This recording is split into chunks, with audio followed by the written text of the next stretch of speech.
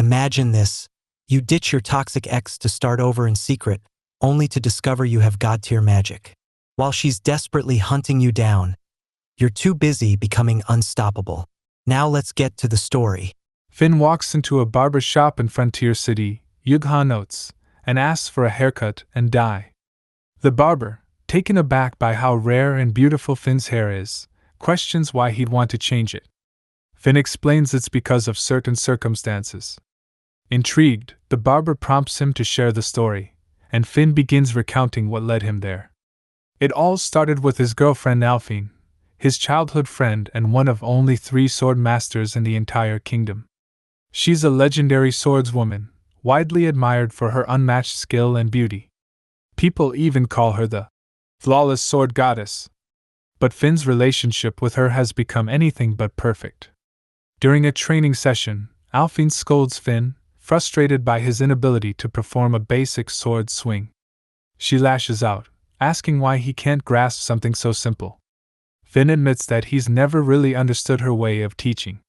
That only angers her more. She accuses him of being hopeless and insists that he should just obey her since she's going out of her way to help him. Finn reflects on how different she used to be. They grew up together in the same village, and she wasn't like this before. Things started changing after she received the Sword Master title. Since then, she's taken out her work stress on him, and when she doesn't vent, she resorts to biting her nails. But everything changed that day. Finn, though nervous, finally tells her he's done. He quits, both as her boyfriend and her training partner. Alphine is visibly shaken. Meanwhile, Finn feels like a weight has been lifted. For the first time in ages, he feels like himself again. His confidence, long buried under her constant criticisms, begins to resurface. Alphine, still processing, argues that he's being irrational. She insists he can't survive as an adventurer on his own. Stressed, she starts biting her nails again. But Finn remains firm. He's not backing down like he always used to. He tells her he's already returned everything she gave him, gear, money, all of it. It's waiting at the mansion she recently bought. Stunned, Alphine demands to know if Finn really believes he can just walk away from her. Finn tells Alphine he's leaving her for real this time. He's starting over as an adventurer here on the frontier. To make it clear, he even returns the commemorative sword they once exchanged when they first became adventurers. He asks if she isn't relieved now that she's finally rid of her so-called useless, good-for-nothing boyfriend. With that, he thanks her for everything and says it's time for them to walk their own paths. Alphine panics. She tells him to wait, apologizing for being too harsh recently, insisting he shouldn't take her words seriously. But Finn doesn't stop. He keeps walking and doesn't look back. Back at the barber shop, the barber responds sympathetically. Finn admits he's changing his appearance so he won't be recognized, but even so, he still feels a little sorry for Alphine. Once the makeover is done, the barber tells him to check the mirror. Finn looks and barely recognizes himself. His once rare hair is now dyed a deep red. He stares in surprise. The barber grins and says just as expected, Finn looks incredibly handsome now. He jokes that the women in the city are going to start talking. Then he hands Finn a pair of magical lenses. Made from demon-derived materials, they let him change the color of his eyes, perfect for disguises. Finn puts them on and checks the mirror again. With this new look, he thinks, even if he ran into Alphine, she probably wouldn't recognize him. When the barber asks his name, Finn almost gives his real one but decides against it. From now on, he's Flint. The barber nods, says it's a good name, and introduces himself as Lauren, a little-known barber in the city. They shake hands, pleased to meet each other. Flint steps out into the street and starts looking for the Adventurers Guild. As he walks, he notices girls and women turning to look at him, whispering. He starts wondering if his new red hair is too flashy, or if they're laughing at him. Eventually, he reaches the guild building, surprised at how large it is. Inside, he's greeted by a warm and professional receptionist named Rebecca. She asks what she can help him with, and whether he's here to register as a new adventurer. She says they can start the paperwork immediately. But Flint notices something strange. The place feels unusually quiet and empty, especially compared to the guild back at the royal capital. Rebecca returns with the necessary documents and begins explaining how things work. She tells Flint that the guild uses an emblem system to represent adventurer ranks, divided into 5 stages: iron, bronze, silver, gold, and platinum. Adventurers are also classified into 3 categories: hunters, who subdue monsters; searchers, who collect rare plants and minerals; and excavators, who explore ancient ruins. These roles can shift based on the types of requests completed. Flint fills out the form using his new identity, and Rebecca uses a magical tool to check for any criminal record. The scan comes up clean. With all formalities complete, she officially welcomes him to the Adventurer Guild and hands him his guild insignia. She explains that it's proof of membership and should be worn visibly. If he ever runs into trouble, he can reach out to the guild anytime. Then Rebecca remembers something else. The guild recently started offering free magic power measurement for new registrants. She shows him a crystal orb and asks if he'd like to try it.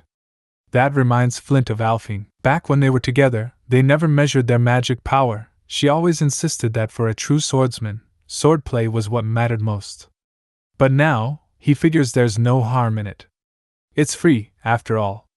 He agrees to give it a try. Rebecca tells him to place his hand on the orb. The orb should glow in different colors depending on the level of latent magic power. But the moment Flint touches it, the crystal shatters. He quickly asks if he should pay for the damage, but Rebecca shakes her head and says it must have been defective. She brings another one, but again, as soon as he places his hand on it, it breaks into pieces. Embarrassed, Flint apologizes again. Rebecca stares at the shards, stunned. She tells him that there's only one person in all of Yughanotes known to have magic power strong enough to break those orbs, Noelia Henestrosa, also known as the Infinite Mage. The other adventurers nearby start murmuring, wondering if this mysterious newcomer has magic comparable to Noelia's. Finn quickly tries to downplay what just happened. He tells Rebecca the broken orbs must have been defective and nothing more. But Rebecca, still rattled, says she'll call the guild master to get a precise reading. Finn insists there's no need. He already knows he has magic power, and he'd rather not make a big deal out of it. As he starts walking toward the exit, he asks her to just forget about it. But before he can leave, someone calls out to him from behind. He turns, and everyone around him reacts with shock. Even Rebecca freezes and whispers the name, Noelia. Finn realizes immediately, this must be the other person who's known to break the crystal. He didn't expect her to be so young.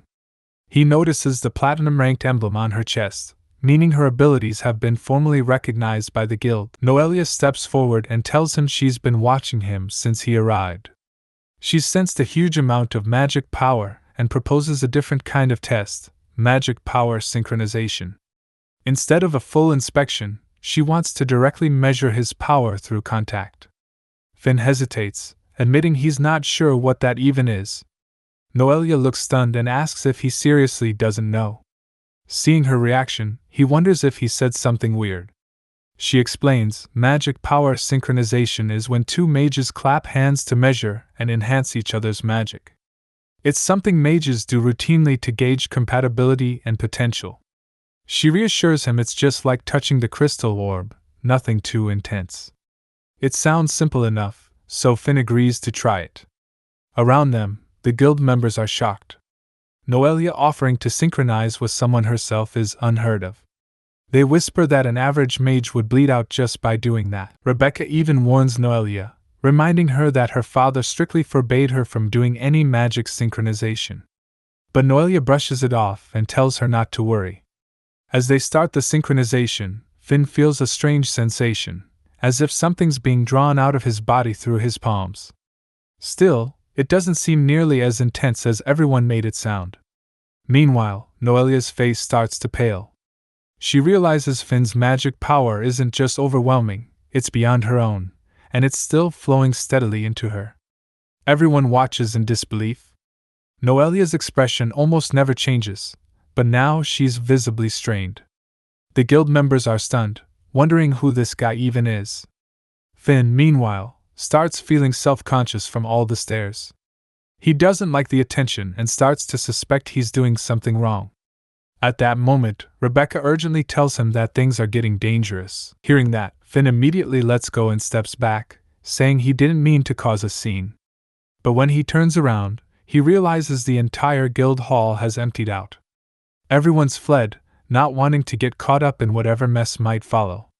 Noelia, she says, is the daughter of Lloyd Henestrosa, the ruler of this city. Finn panics.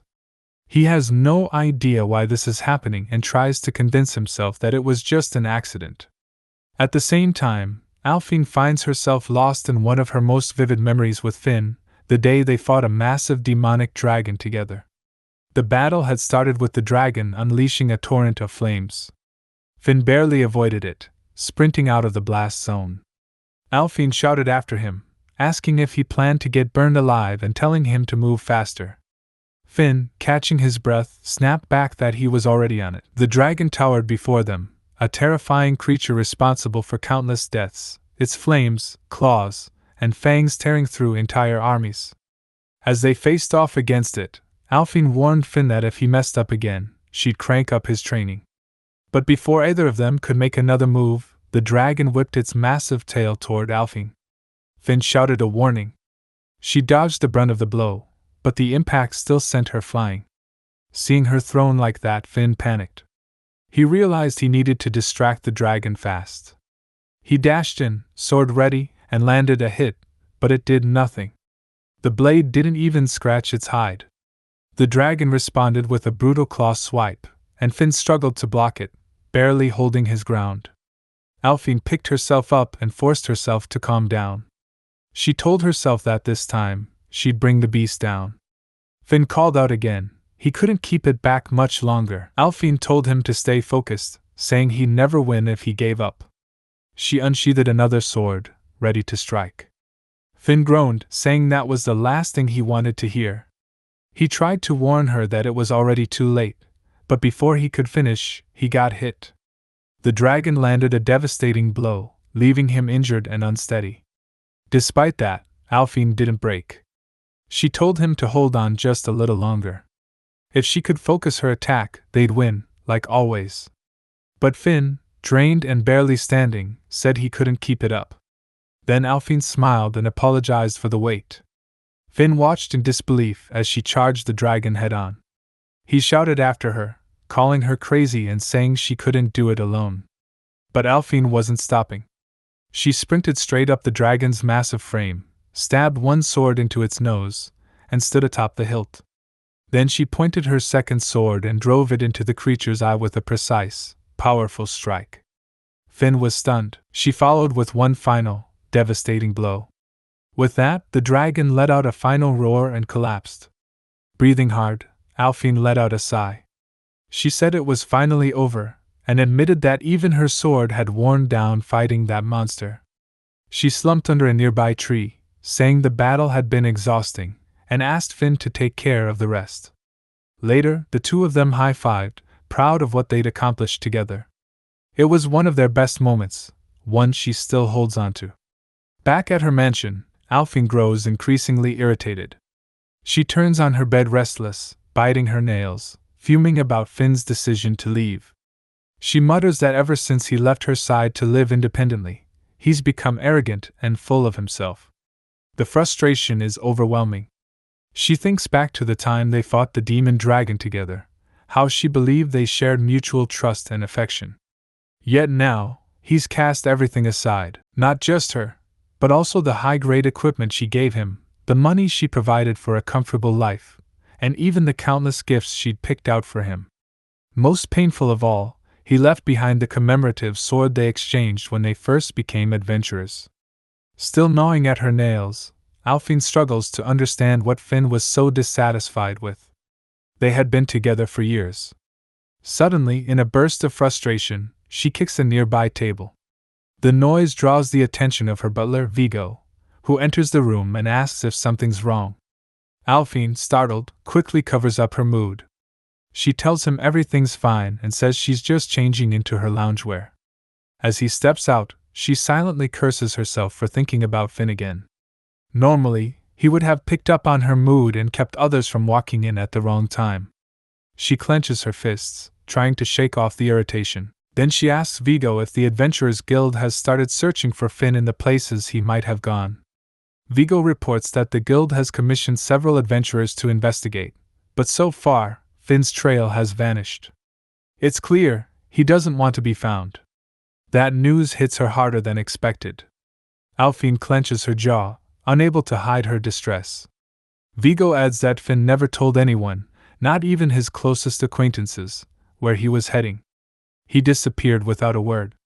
Trying to maintain her composure, Alphine tells Vigo it's nothing, but internally she's tense. The thought of people believing she's been abandoned eats away at her pride. She thanks Vigo for the update, then instructs him to extend the search to neighboring towns. But she gives a clear warning: nobody is to know that Finn ran away or that she's the one looking for him. Before Vigo leaves, Alphine tells him it doesn't matter how much money it takes, he must find Finn. Vigo nods in understanding and exits the room. Left alone, Alphine collapses onto her bed, exasperated. Despite all her efforts, she still hasn't found him. She grumbles that if she could search for him herself, she'd track him down instantly. But as a knight, she's tied up with other responsibilities. Frustrated, she mutters that none of this would have happened if Finn had just stayed obedient. She imagines him kneeling before her, begging for forgiveness. Meanwhile, in the city, Finn suddenly sneezes loudly. Rebecca, nearby, asks if he's caught a cold. He replies that it just felt like a chill. Trying to move on, he tells her he's there to claim the reward for a quest he completed the previous day. Rebecca confirms and processes it, but as Finn waits, he suddenly senses something.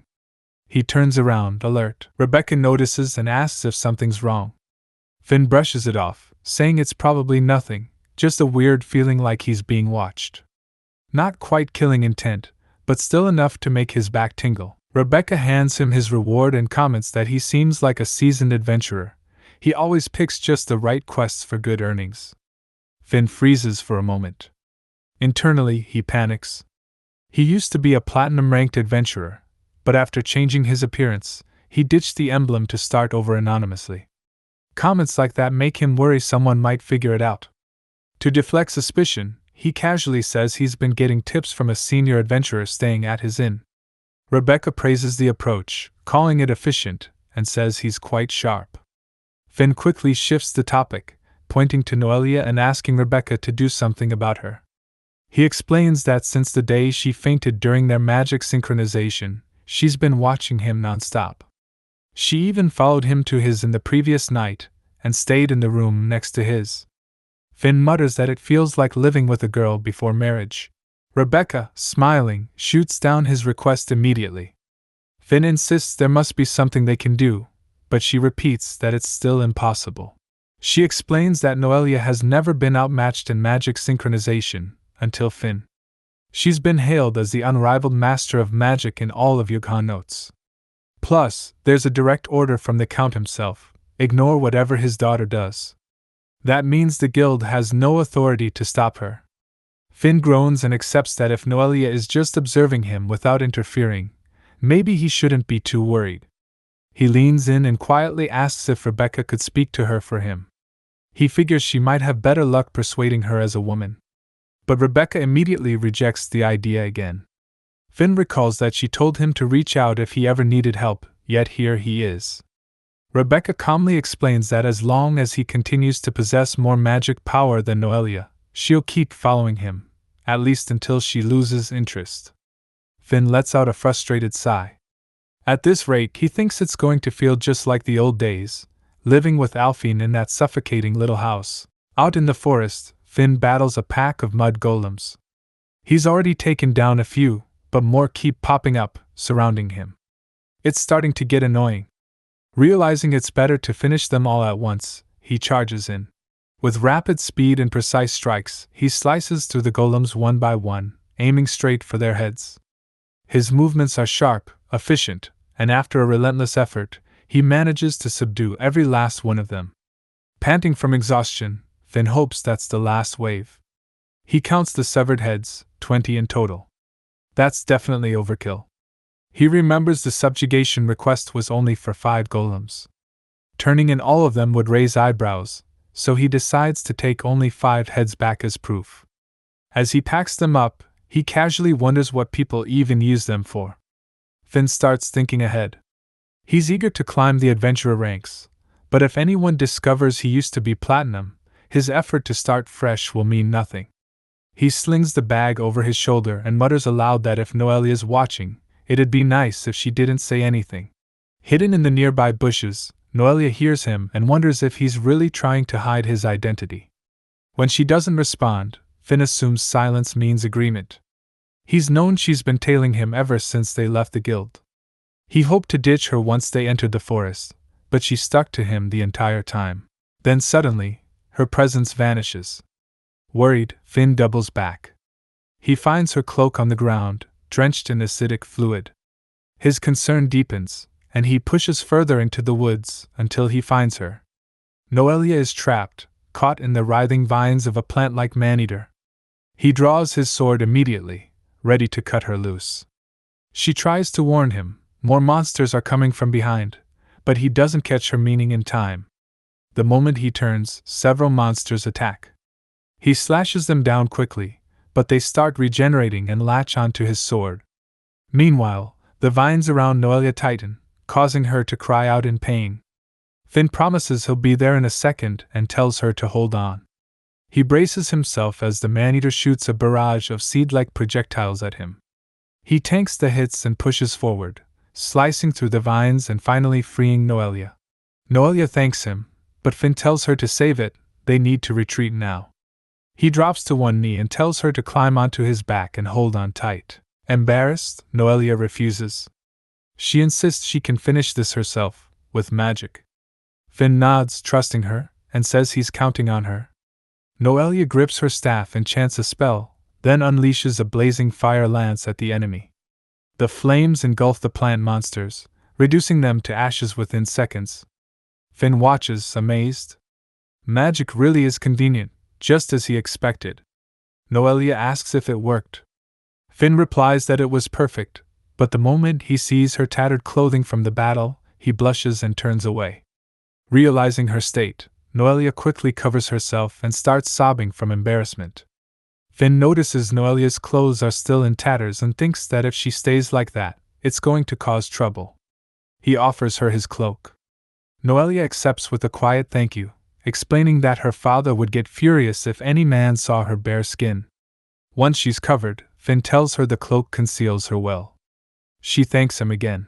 He asks if she's hurt, but before answering, Noelia casts a cleansing spell on herself. Finn watches, genuinely impressed, as she uses magic to wash away the acid from her skin.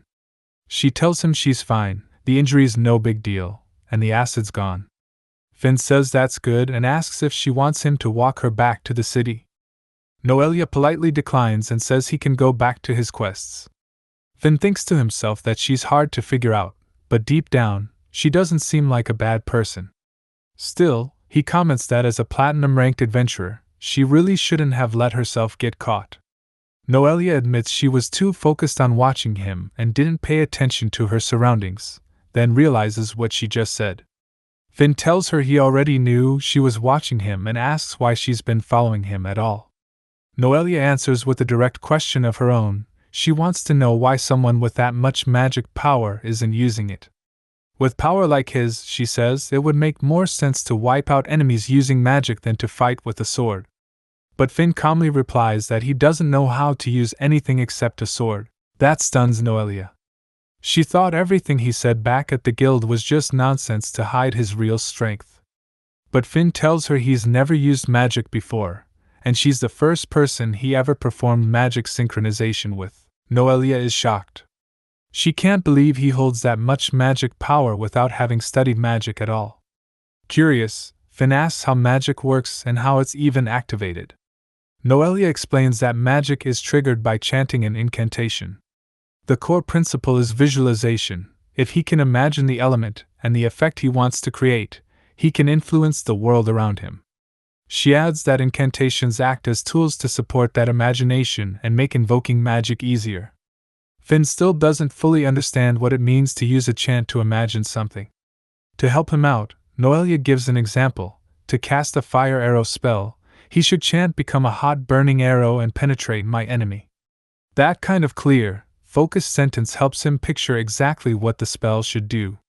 Once he has the image in mind, he can use his magic to manifest it. Noelia tells Finn that instead of just explaining, it might be faster to demonstrate. She chants the incantation and casts the fire arrow spell. The attack shoots forward and strikes a nearby tree, blasting several large holes straight through the trunk. Afterward, she explains that memorizing both the incantation and the resulting effect is a common method for learning magic. Hearing that, Finn asks if he can do the same by saying the chant while visualizing the effect. Noelia answers that maybe he can. He has more than enough magic power, and she thinks he could invoke spells even without using a wand like hers. Finn steadies himself, thinking it's easier to grasp something by trying it firsthand. Noelia gets visibly excited. She tells him the fire arrow spell should be especially easy to imagine now that he's seen it. Watching her expression, Finn notes how serious she becomes when the topic is magic. He steps into an open area and decides it's fine to give it a shot. If it works, it could be useful for future quests. Finn starts reciting the incantation but unintentionally changes it. Instead of what Noelia showed him, he adds in new elements, imagining gigantic flames flying through the sky like an arrow. What comes out isn't a fire arrow. It's a massive fireball. Noelia watches in horror and tries to stop him, asking what exactly he's invoking. But it's too late. The spell launches and explodes violently in the distance, triggering a huge shockwave. Noelia is nearly thrown off her feet but manages to hold on to Finn. He's barely able to keep his balance himself. The explosion is so powerful that it's felt back in the frontier city.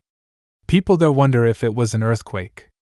Finn stares at the scorched, smoking area in front of them and awkwardly asks if that wasn't a bit too large for a fire arrow. He glances at Noelia and asks if at least the shape was close. Still in shock, she tells him it wasn't anything like a fire arrow at all. Later, Finn returns to the guild to browse new quests. He mentions to Rebecca that he spent the previous day practicing magic with Noelia, but no matter how he tries, he just can't get the output right. He wonders aloud why adjusting the power is so difficult. That triggers something in Rebecca. She leans in close and quietly asks if he has any idea whether the mysterious explosion reported the day before was actually him and Noelia practicing. Finn flinches. He didn't realize people were referring to it as a mysterious explosion. He recalls the aftermath, how Noelia, brushing herself off, flat out told him that what he cast wasn't fire arrow. The power and range were totally off. According to her, it was closer to an advanced fire magic spell on the level of something like Megiddo explosion. Confused, Finn shows her exactly what he did. He tells her he used the chant she taught him and visualized the effect he saw. That's all it took to activate the magic. Noelia, still shaken, snaps that it was completely wrong. Finn insists he only misjudged the power, though he thinks the shape was kind of similar. Noelia, glaring, says there wasn't even a shape to begin with, and demands to know what that level of power even was. Finn admits he wants to know that too. Trying to rein things in, Noelia says she'll be ready to extinguish the flames this time and tells him to try again. She instructs him to imagine the flame as small as possible. Finn agrees and gives it another shot, but this time, nothing happens. The spell fails to activate. Noelia, observing, thinks he scaled the image down too much. So she suggests the opposite. Try making it as big as possible again. Later at the guild, Finn nervously asks Rebecca if he's somehow not allowed to practice magic. She reassures him that practicing isn't a problem but adds that it would be helpful to notify the Adventurers Guild in advance, especially when using anything on a large scale.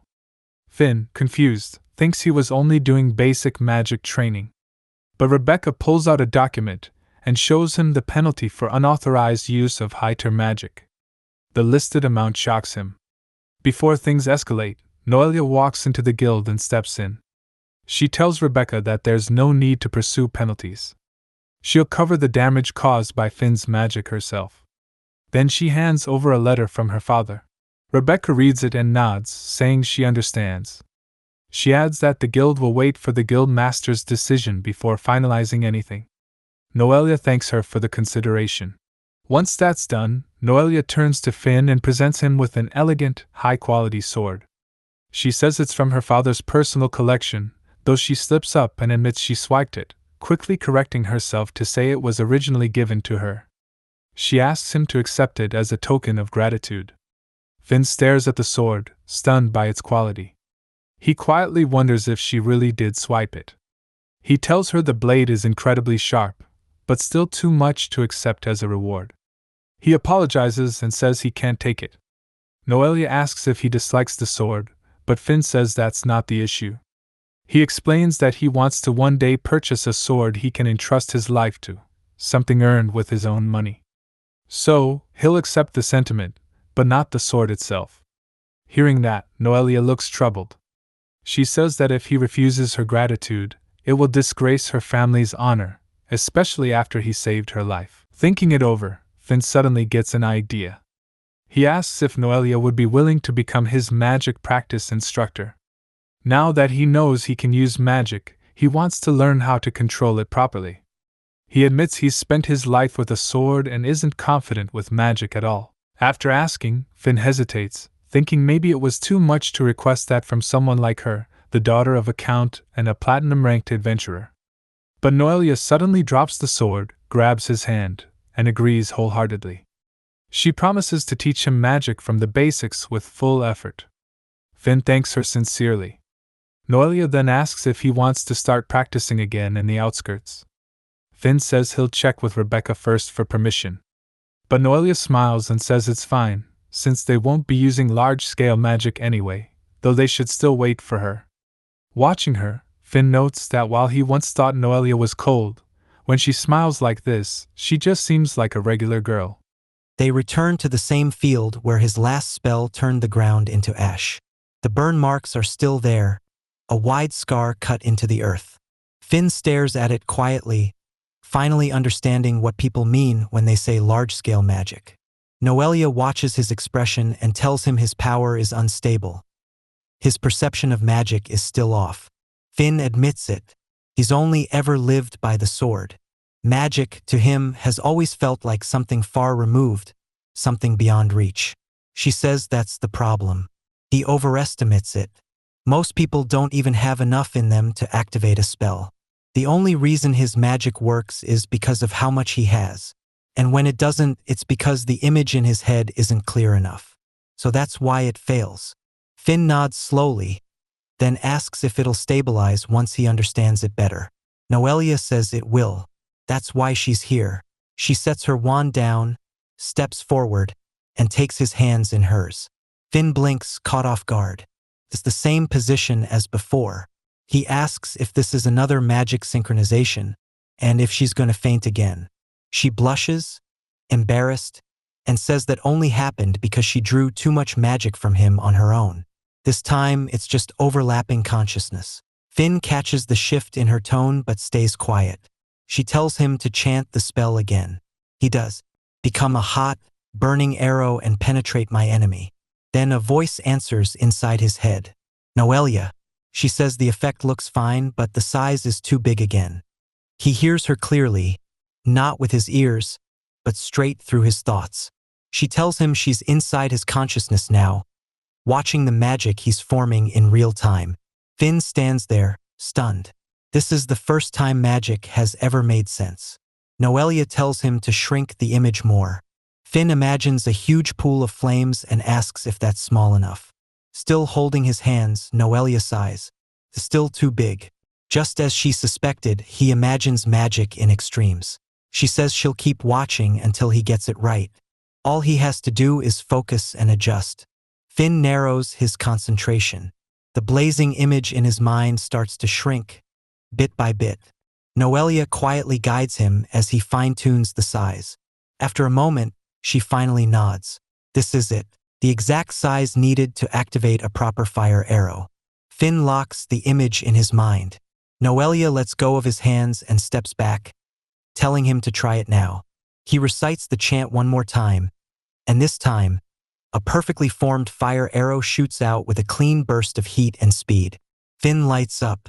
Without thinking, he throws his arms around her and shouts that it worked.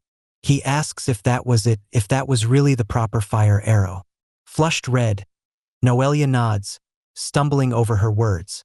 As his instructor, she's thrilled, but she awkwardly mutters that if he doesn't mind, maybe it's time to let her go now.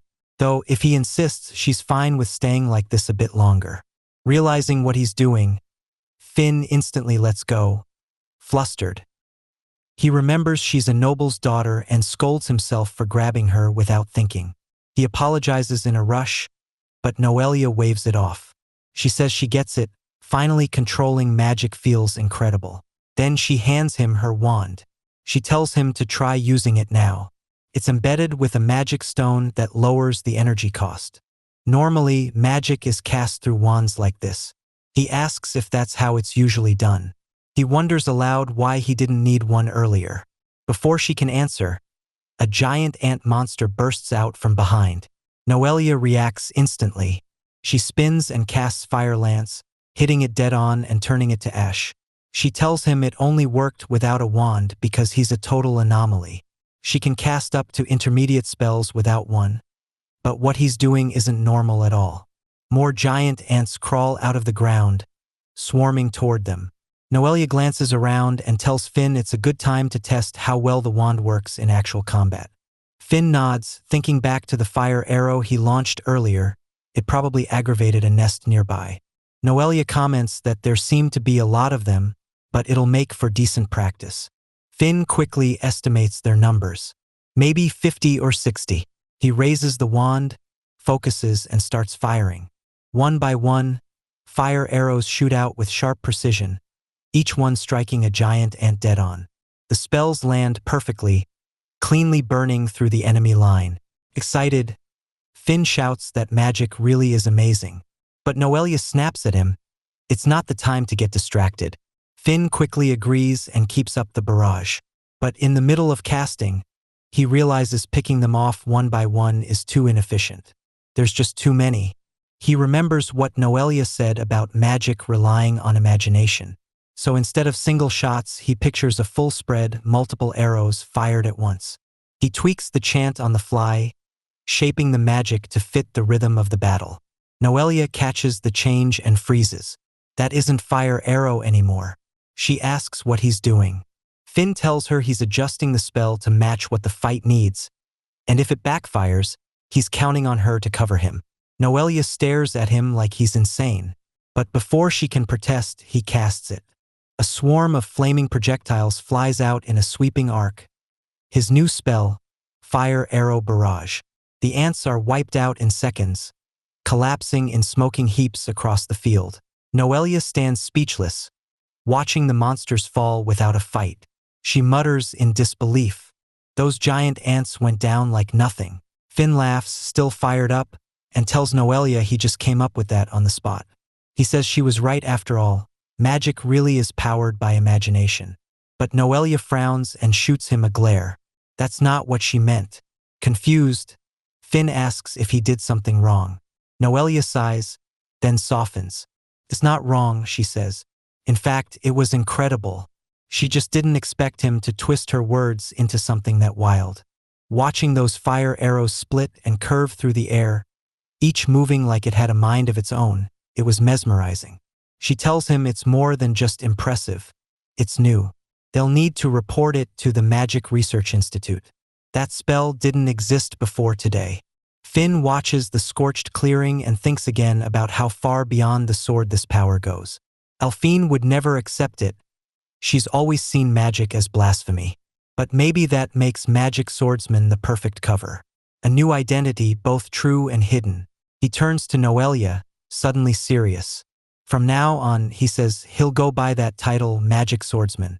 And if that's who he is, then there's only one person he wants as his guide. He holds out his hand and asks her if the infinite mage Noelia can continue teaching him. Noelia pauses, startled. Then she reaches forward and takes his hand, cheeks slightly flushed. If he's fine with her clumsy teaching, then she'll gladly help for years to come, if he'll have her. Finn smirks and jokes that it sounds kind of like a marriage proposal. Noelia stammers, caught off guard, and Finn laughs, telling her he's counting on her. That night, Noelia returns home. Her maid greets her at the door, but Noelia walks right past without a word. Once in her room, she closes the door behind her and quietly pulls out the cloak Finn gave her during the monster attack. She clutches it close, her mind replaying every moment from the forest. The next morning, out in the woods near Huguenot, Noelia stands in front of Finn, back to instructor mode. Today, she says, they'll cover the fundamental types of magic. Finn lights up, eager to start. He asks her to explain. She nods and begins. There are 3 primary types: attack magic to damage enemies, enhancement magic to boost your own strength, and healing magic to restore wounds. Noelia explains that there are many branches of magic, but the main 3 are attack, support, and healing. Finn nods, taking it in. He asks if the spell they used before was considered attack magic. Noelia confirms. It's a simple spell that turns raw magic power into destructive force. But she warns him, any larger-scale version demands precise control. With his magic reserves, even a minor misstep could turn catastrophic. Next, she moves to support magic. She points to a spell in his book, the same one she used to clean off the acid. Finn lights up, asking if that's the one that wiped away the burn in an instant. Noelia confirms. It's a clean spell, one that alters the properties of matter. But it requires detailed knowledge of the target material. That's why she recommends familiarizing himself with all kinds of toxins and poisons. Finn says he wants to learn it someday. Noelia tells him she's sure he'll pick it up quickly. Finally, she moves on to healing magic. She pulls a small knife, nicks her finger, and casts a quick chant. The cut vanishes almost instantly, closed by a soft glow of magic. Noelia explains that healing magic works by accelerating the body's natural recovery process. But before she can finish, Finn grabs her hand. He scolds her, calling her reckless. Even if it's for demonstration, a girl shouldn't be hurting herself like that. Noelia nods, a little startled. Finn softens his grip and apologizes. Still, he frowns, clearly bothered. He hopes it doesn't leave a scar. Watching him, Noelia can't help but think how dependable he is, kind and strong in a way that feels real. But she quickly reins herself in. She made a promise to Susanna. She can't let herself get carried away. That memory flashes back.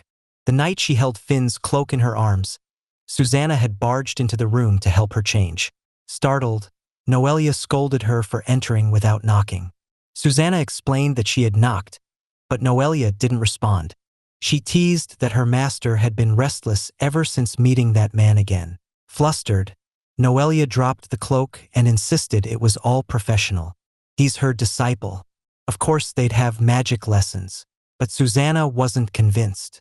She warned Noelia that others wouldn't see it the same way.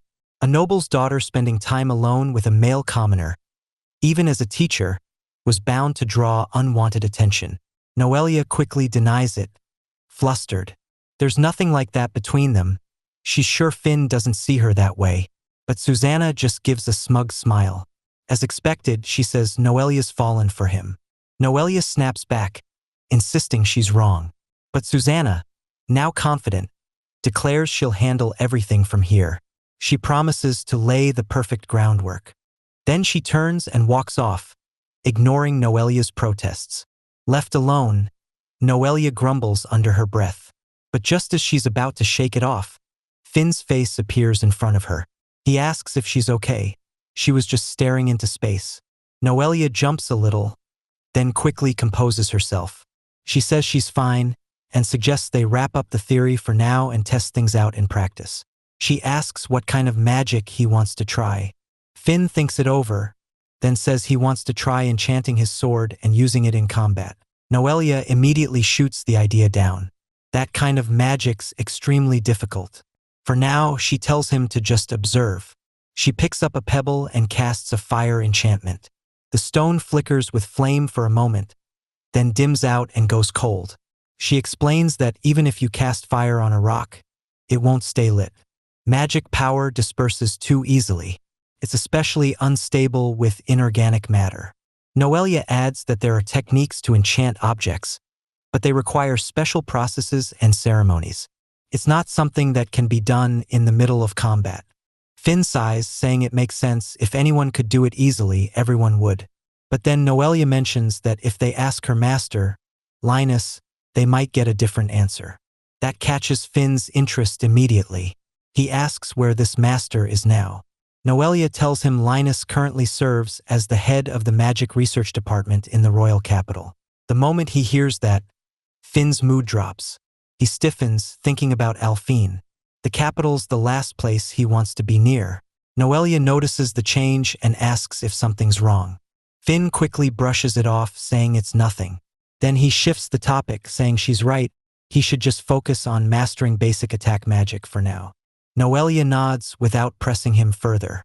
Finn silently decides to keep his distance from the capital, at least for the time being. Meanwhile, in the capital, Alphine paces inside her residence. It's been 2 weeks, and there's still no trace of Finn. Biting her nails in frustration, she mutters to herself. She did hear a report. Someone matching his description was seen at the coach station heading to the frontier region.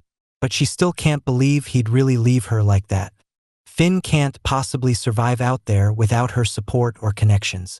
She remembers what others said, that he'll come crawling back after cooling his head, that she should have just been a little nicer to him. Grinding her teeth, she slashes a pillow open in frustration. Her eyes fall on the sword he left behind. She stares at it bitterly, thinking about the expensive equipment she gave him, the money, everything. Yet he still walked away like none of it mattered. Tears start to well up. Maybe leaving the sword behind really was his way of saying goodbye. Those swords were supposed to be proof of their promise, to survive together, to succeed as adventurers, to never part ways. She collapses to the floor, sobbing. Even after all they shared, he still disappeared from her life. A part of her starts to wonder if something deeper pushed him away. From outside, her butler Vigo calls out, reminding her she's scheduled to give a swordsmanship lecture at the palace. Alphine wipes her eyes, then tells him she'll be ready soon and orders him to prepare the carriage. Her eyes narrow as one particular face crosses her mind, someone she hopes she doesn't see at the palace. Later that day, at Hartford Royal Castle, Alphine knocks a knight backward with a single strike. His sword clatters across the training yard. He gasps, winded, and mutters that he didn't think a woman's attack could hit that hard. Alphine steps forward, calm and unfazed, and tells him he's trained well. Not many can last 10 rounds with her. The knight smiles politely, calling it generous of the sword saint to say that. But Alphine's expression tightens. She could have ended the match in a single strike. These pampered nobles just want to show off, not fight for real. Not a shred of grit in them. If it were Finn, he'd be clinging on through 100 rounds, puking and sobbing but still swinging. Suddenly, clapping echoes through the training ground. Jair, captain of the Royal Knights, steps in with a smug grin. He praises Alphine as the king's chosen sword saint and says it's an honor just to witness her technique. Alphine snaps back that flattery won't get him anywhere, but Jair cuts her off with a raised hand. He declares that today, she'll finally join them. With her talent, he says, mimicking her swordplay should be easy. Then he adds something that freezes her in place. He's heard her beloved Finn has abandoned her and run off from the capital. Alphine's eyes flash. In one motion, she draws her sword and presses the tip just inches from Jair's nose. The smugness drops from his face. She sheathes it just as fast and tells him that if he has time to waste on rumors, he should grab a blade and prove himself. Jair steps forward and grabs her wrist. He tells her he's only worried about her shriveled heart, starved for love and sinking in loneliness. Alphine tears her hand away without hesitation. She says Finn isn't gone. He's on a journey to grow stronger, to reach a level where he can stand beside her. And when that day comes, he'll return. Jair's smile fades. With a sigh, he says it's a shame, but if Alphine ever has any worries, she should feel free to lean on him. Then he kneels down and kisses her hand, calling her the proud sword of the kingdom and the sheath that holds his love. With that, he walks off, casually saying he'll see her later. Lovely sword saint, he calls over his shoulder. Alphine's blood boils. Nearby knights flinch as her glare cuts through the air. She snarls that training isn't over. They'll be doing a 1 versus 100 sparring session. Effective immediately. Everyone will draw their swords and attack her at once. The knights start offering excuses, trying to avoid the inevitable. But Alphine shuts them down cold. As their instructor, she warns, anyone who refuses will be reported directly to the king. They can take their chances with that if they like. Fuming, she tightens her grip on the hilt. At this rate, if Finn doesn't come back soon, she might just slaughter every one of these pampered nobles. Far away in the frontier city, Finn jolts awake, heart racing. He's drenched in sweat, breath short, haunted by a nightmare of Alphine. Stumbling to the washroom, he leans over the sink and vomits. The trauma's still there. As the cold water hits his face, he mutters to himself. He tells himself to get a grip, asks himself if he really left all that behind. Finn casts clear on himself, wiping away the sweat with a quick flick of magic. His face is instantly squeaky clean. Magic really is convenient. He remembers today's job, acting as Noelia's escort for a monster ecology survey, and rushes toward the city gate. He arrives out of breath. Noelia greets him with a warm good morning. Finn pants heavily, relieved he made it on time. Noelia assures him there's no need to rush. They've only just gathered. She tilts her head, a little worried, and asks if he's feeling all right. Finn waves it off. Just a bad dream, he says. Physically, he's fine. With that, Noelia brightens. She thanks him again for accepting the request and explains the plan. She's leading a monster ecological survey today, and she wants him by her side. They shake hands. Finn says he's looking forward to it, and Noelia promises to do her best. But even as they get ready to depart, Finn can't shake the feeling that something's off. The other escorts don't look like average guards. They're skilled, sharp-eyed, and serious. Then his eyes land on one man in particular, a knight clad in a heavy black mantle, radiating quiet pressure. Finn watches as the man approaches Noelia with a stern look, clearly about to say something. But before he can speak, Noelia grabs Finn by the arm and starts walking away, saying it's time to go. Thrown off, Finn stumbles after her, asking if he shouldn't at least say hello to the person he's supposed to escort. But Noelia doesn't slow down. She calmly says that man doesn't need an escort at all. The knight walks behind them, calling out to Noelia to wait. He hasn't finished talking, but she suddenly turns, frustrated, and calls him father. Finn nearly trips over his own feet. That intimidating knight is her dad. Noelia scolds him on the spot, asking if he forgot his promise to stay quiet during the survey. If he's not keeping it, then he can go back. Her father tries to argue, but she shuts it down immediately. If that's really her father, then he's the Lord of Huguenot Margrave Lloyd, and he's being completely pushed around by his own daughter.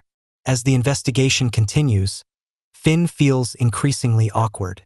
Just yesterday, he launched all the investigation targets into the sky. He clearly doesn't know how to hold back. At this rate, he's only going to be a liability. Behind them, Lloyd struggles up the path, muttering that he must be getting old. These trails are rougher than he remembered.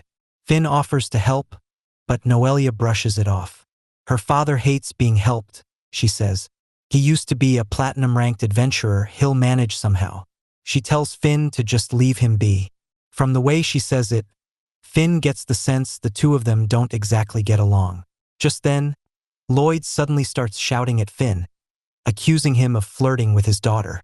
Noelia silences him on the spot with a spell, casting a mute field before he can make a scene. She tells him not to yell in a place like this, but it's already too late. Something's coming. From the bushes, rustling grows louder. A moment later, a beast bursts out, jaws wide, charging straight at Finn. He barely blocks the strike in time, then plants his feet and yells for everyone to guard Noelia and the Margrave. The escorts are stunned. It's a forest wolf. Noelia peeks from cover and tells Finn to dial down the power. They need some of the beasts alive for the ecological survey. He says he got it, though he's annoyed he only brought a standard blade. Trying to subdue these things with basic gear isn't ideal. He scans the battlefield. The others seem to be handling the smaller ones just fine. Looks like the one charging him is the boss. The wolf lunges again. Finn sidesteps and slices clean through its side, dropping it instantly. He mutters that the bigger they are, the easier they are to read, especially compared to Alfine's sword techniques. This was nothing. But then Noelia calls his name, sharp and urgent. Finn spins around. 2 more wolves are coming fast, and he's wide open. He manages to slash one, but the second's already mid-air, until a blast of magic crashes into it and sends it flying. Flames flash past, and Finn glances back. Of course, it's Noelia. As the wolves retreat in fear, he shouts a quick warning. She responds instantly, casting Sleep Cloud. A thick, misty spell spreads across the field, and one by one, the fleeing beasts collapse. Noelia calls out for the team to capture them while they're still unconscious. Later, as they trek back, Finn eyes his chipped sword and sighs. It's hanging in there, but barely. He mutters that it probably needs sharpening again. He'll need to buy something more reliable soon. From behind, Lloyd quietly takes note. That night, while Finn rests alone by the campfire, one of the knights approaches and settles beside him. He comments that Finn seems surprisingly comfortable in the wild. Finn looks up as the man introduces himself, Mice, captain of the Margrave's Knights. He offers a flask and pours a little booze between them. Mice says Noelia mentioned Finn's only been an adventurer for about a month. Finn goes with the usual story, saying he used to work escort jobs for merchants. In the back of his mind, he hopes that's enough to hold up. No way he can mention being platinum. Mice gives him a long look, then chuckles and says that makes sense. He's clearly used to life outdoors. Finn comments that they're pretty capable themselves. The knights he used to know could barely handle camp duty. Mice laughs and explains that most of them used to be platinum-class adventurers. Roughing it is second nature by now. Finn asks if the Margrave really hires commoners as knights. Mice nods and says Lloyd might be nobility now, but he started as an adventurer just like them. He doesn't put much stock in titles. Finn admits he had no idea. Mice says that's not surprising, most younger folks wouldn't know. Then his tone shifts. He says most of the adventurers who remembered those days died during the Great Invasion. The name hits Finn like a weight. The Great Invasion 20 years ago. A massive outbreak of abyss walkers surged out from the demonic forests, sweeping through the kingdom. Neither beast nor man, the monsters tore through towns. The scars left behind still run deep. Finn lost family in that calamity, though he was too young to remember. With the army and royal knights stretched thin, the nation turned to adventurers. They were the ones who held the line. That's why so few talk about it now. Finn quietly asks if Mice fought too. Mice nods. He was part of Lloyd and Florina's party back then. Finn asks who Florina is. Mice answers with a small smile, that's Noelia's mother. She was the daughter of the Enestrosa family, but instead of staying in the capital, she left home and made a name for herself as a magician on the frontier. He trails off before continuing. Finn catches the hesitation and asks if something happened to her. Mice nods. After Noelia was born, Lloyd was officially adopted into the Enestrosa family. They raised Noelia in the relative safety of the capital. But despite Lloyd's protests, Florina joined the frontline assault team not long after childbirth, determined to fight for their survival. She never came back. Hearing that, Finn lowers his gaze. So Noelia lost her mother in the Great Invasion too. Just like him, he used to wonder why a noble's daughter would be so obsessed with magic. But now he gets it. Her roots aren't that different from his. He quietly thinks that if her mother was anything like Noelia, she must have been a beautiful person. And one day, Noelia will grow up to be just as lovely. Mice nods. He says Noelia inherited everything from her energy, her drive. Even her fiery back and forth with Lloyd before the expedition reminded him of Florina.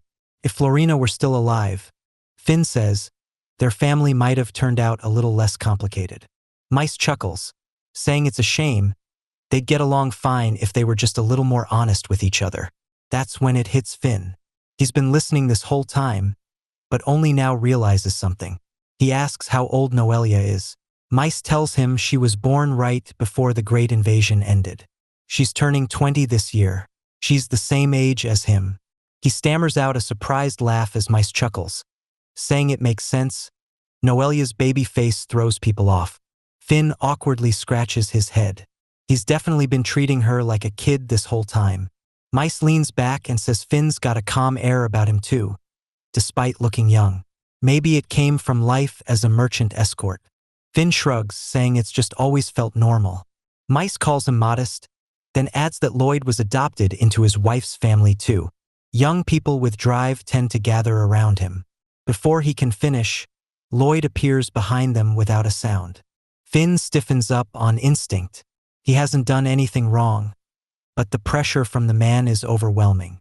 Lloyd casually holds out a sword. He tells Finn to use it during the investigation, says it doesn't matter if it breaks. That worn-out blade of his isn't worthy of a real swordsman. Even if it means going into debt, a man needs a sword that matches his strength. Finn takes the sword and slowly unsheathes it. The gleam of the blade makes his eyes widen. It looks far too valuable. Even Mice raises an eyebrow at the sight of it. Finn quickly lowers the sword and turns to Lloyd, saying he appreciates the gesture, but he can't accept something so expensive. He bows politely and offers it back, insisting he wouldn't be able to compensate if something happened to it. Lloyd waves him off. He tells Finn to take it. When he said he didn't mind if it broke, he meant it. There's no compensation required. Then Lloyd settles down beside the fire and adds that, while he's got plenty of complaints about Noelia, he respects capable adventurers, and to someone like Finn, he wants to be generous. Mice laughs and says Lloyd's more fired up than usual about this. That sword, he explains, is the kind of weapon usually reserved for knights. If he accepts this, they might try to officially recruit him. If anyone starts digging into his identity, they'll realize he's using a fake name. If that happens, there's no doubt Alphine will find him. Lloyd notices his hesitation and asks if he's dissatisfied, mentioning that the blade once belonged to him. Finn scrambles for a response, trying to find a way to decline without offending anyone. But then Noelia shows up. She says her father can be pretty stubborn, so it might be best to just accept it. Now even she's pushing for it. Lloyd nods firmly. That settles it. Noelia tells Finn he can just treat the sword like something he bought himself. It's a blade from the Enestrosa family. After all, she guarantees its quality. If he doesn't need it later, he can just give it back to her and she'll toss it right at her father. That last part makes Finn a little uneasy. Sure enough, Lloyd shouts at her. But before he gets more than a few words out, Noelia casts a silence spell. His lips keep moving, but not a sound escapes. She calmly tells him he's being way too loud for an outdoor camp. Finn glances over and starts to feel a little sorry for the man. He turns to Lloyd and says, awkwardly, that since he doesn't have a backup blade, he'll go ahead and borrow the sword for the investigation. Lloyd struggles, straining his jaw to force the magic off. He finally breaks free, only to immediately start yelling again. And again, Noelia hits him with silence. That wraps up the second day of the investigation. Alright, that's all for today. I'd love to hear your thoughts, so make sure to drop a comment down below. If you want to see more from me, hit that subscribe button and ring the notification bell. It's been a pleasure, and I'll catch you all in the next video.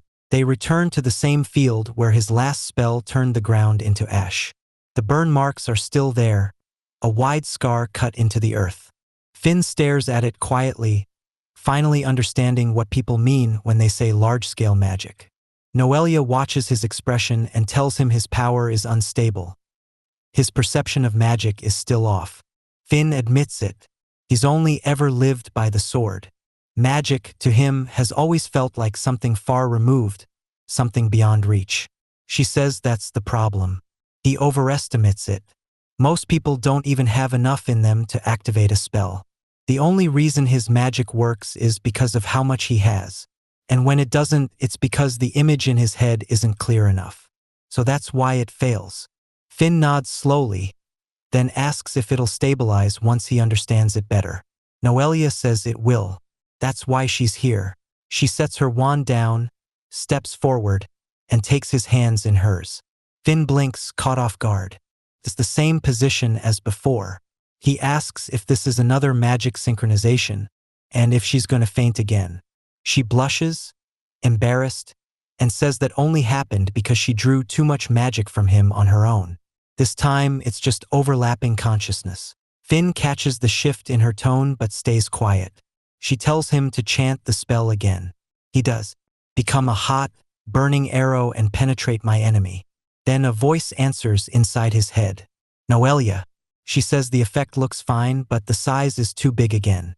He hears her clearly, not with his ears, but straight through his thoughts. She tells him she's inside his consciousness now, watching the magic he's forming in real time. Finn stands there, stunned. This is the first time magic has ever made sense. Noelia tells him to shrink the image more. Finn imagines a huge pool of flames and asks if that's small enough. Still holding his hands, Noelia sighs.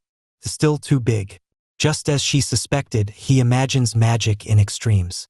She says she'll keep watching until he gets it right. All he has to do is focus and adjust. Finn narrows his concentration. The blazing image in his mind starts to shrink, bit by bit. Noelia quietly guides him as he fine-tunes the size. After a moment, she finally nods. This is it. The exact size needed to activate a proper fire arrow.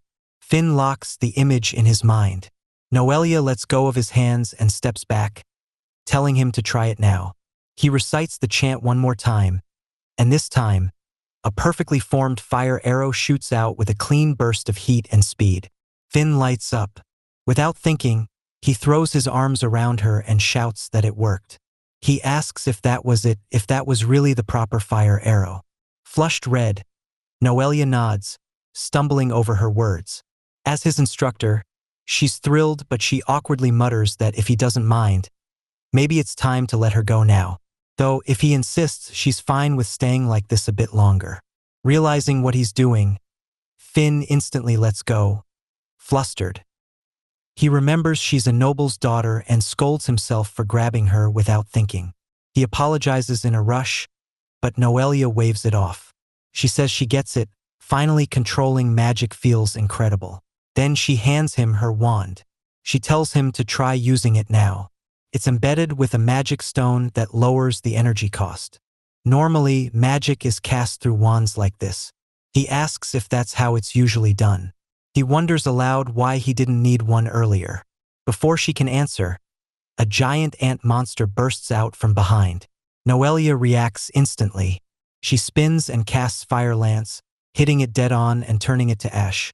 She tells him it only worked without a wand because he's a total anomaly. She can cast up to intermediate spells without one. But what he's doing isn't normal at all. More giant ants crawl out of the ground, swarming toward them. Noelia glances around and tells Finn it's a good time to test how well the wand works in actual combat. Finn nods, thinking back to the fire arrow he launched earlier. It probably aggravated a nest nearby. Noelia comments that there seem to be a lot of them, but it'll make for decent practice. Finn quickly estimates their numbers. Maybe 50 or 60. He raises the wand, focuses, and starts firing. One by one, fire arrows shoot out with sharp precision, each one striking a giant ant dead on. The spells land perfectly, cleanly burning through the enemy line.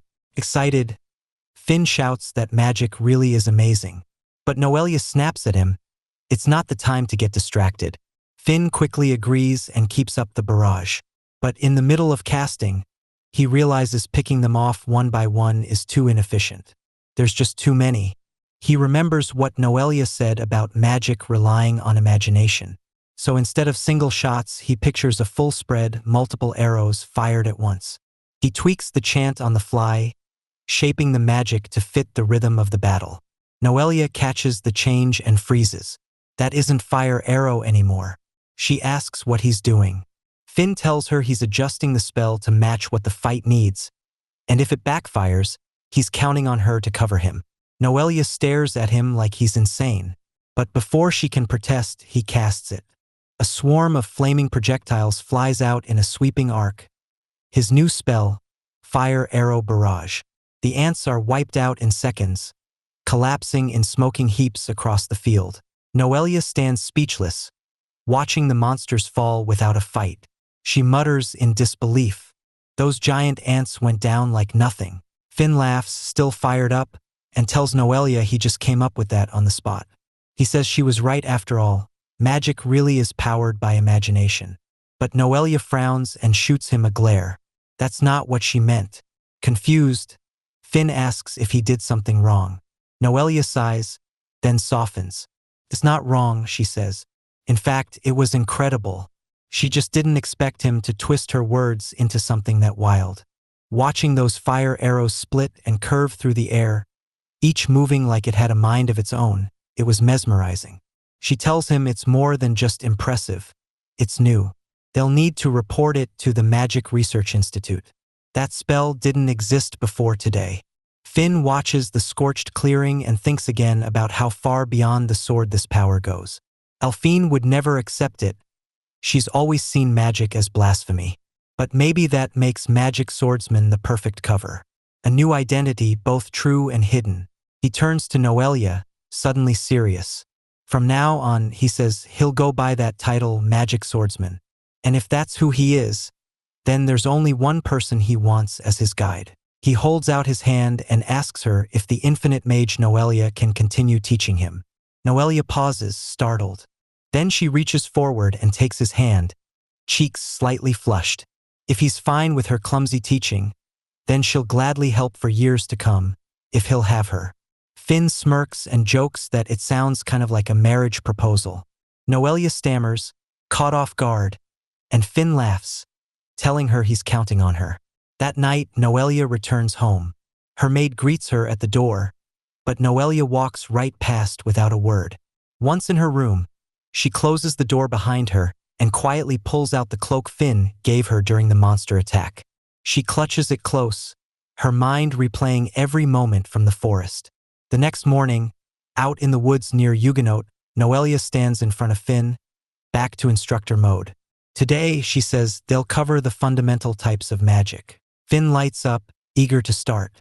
He asks her to explain. She nods and begins. There are 3 primary types: attack magic to damage enemies, enhancement magic to boost your own strength, and healing magic to restore wounds. Noelia explains that there are many branches of magic, but the main 3 are attack, support, and healing. Finn nods, taking it in. He asks if the spell they used before was considered attack magic. Noelia confirms. It's a simple spell that turns raw magic power into destructive force. But she warns him, any larger-scale version demands precise control. With his magic reserves, even a minor misstep could turn catastrophic. Next, she moves to support magic. She points to a spell in his book, the same one she used to clean off the acid. Finn lights up, asking if that's the one that wiped away the burn in an instant.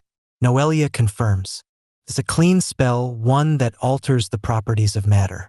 But it requires detailed knowledge of the target material. That's why she recommends familiarizing himself with all kinds of toxins and poisons. Finn says he wants to learn it someday. Noelia tells him she's sure he'll pick it up quickly. Finally, she moves on to healing magic. She pulls a small knife, nicks her finger, and casts a quick chant.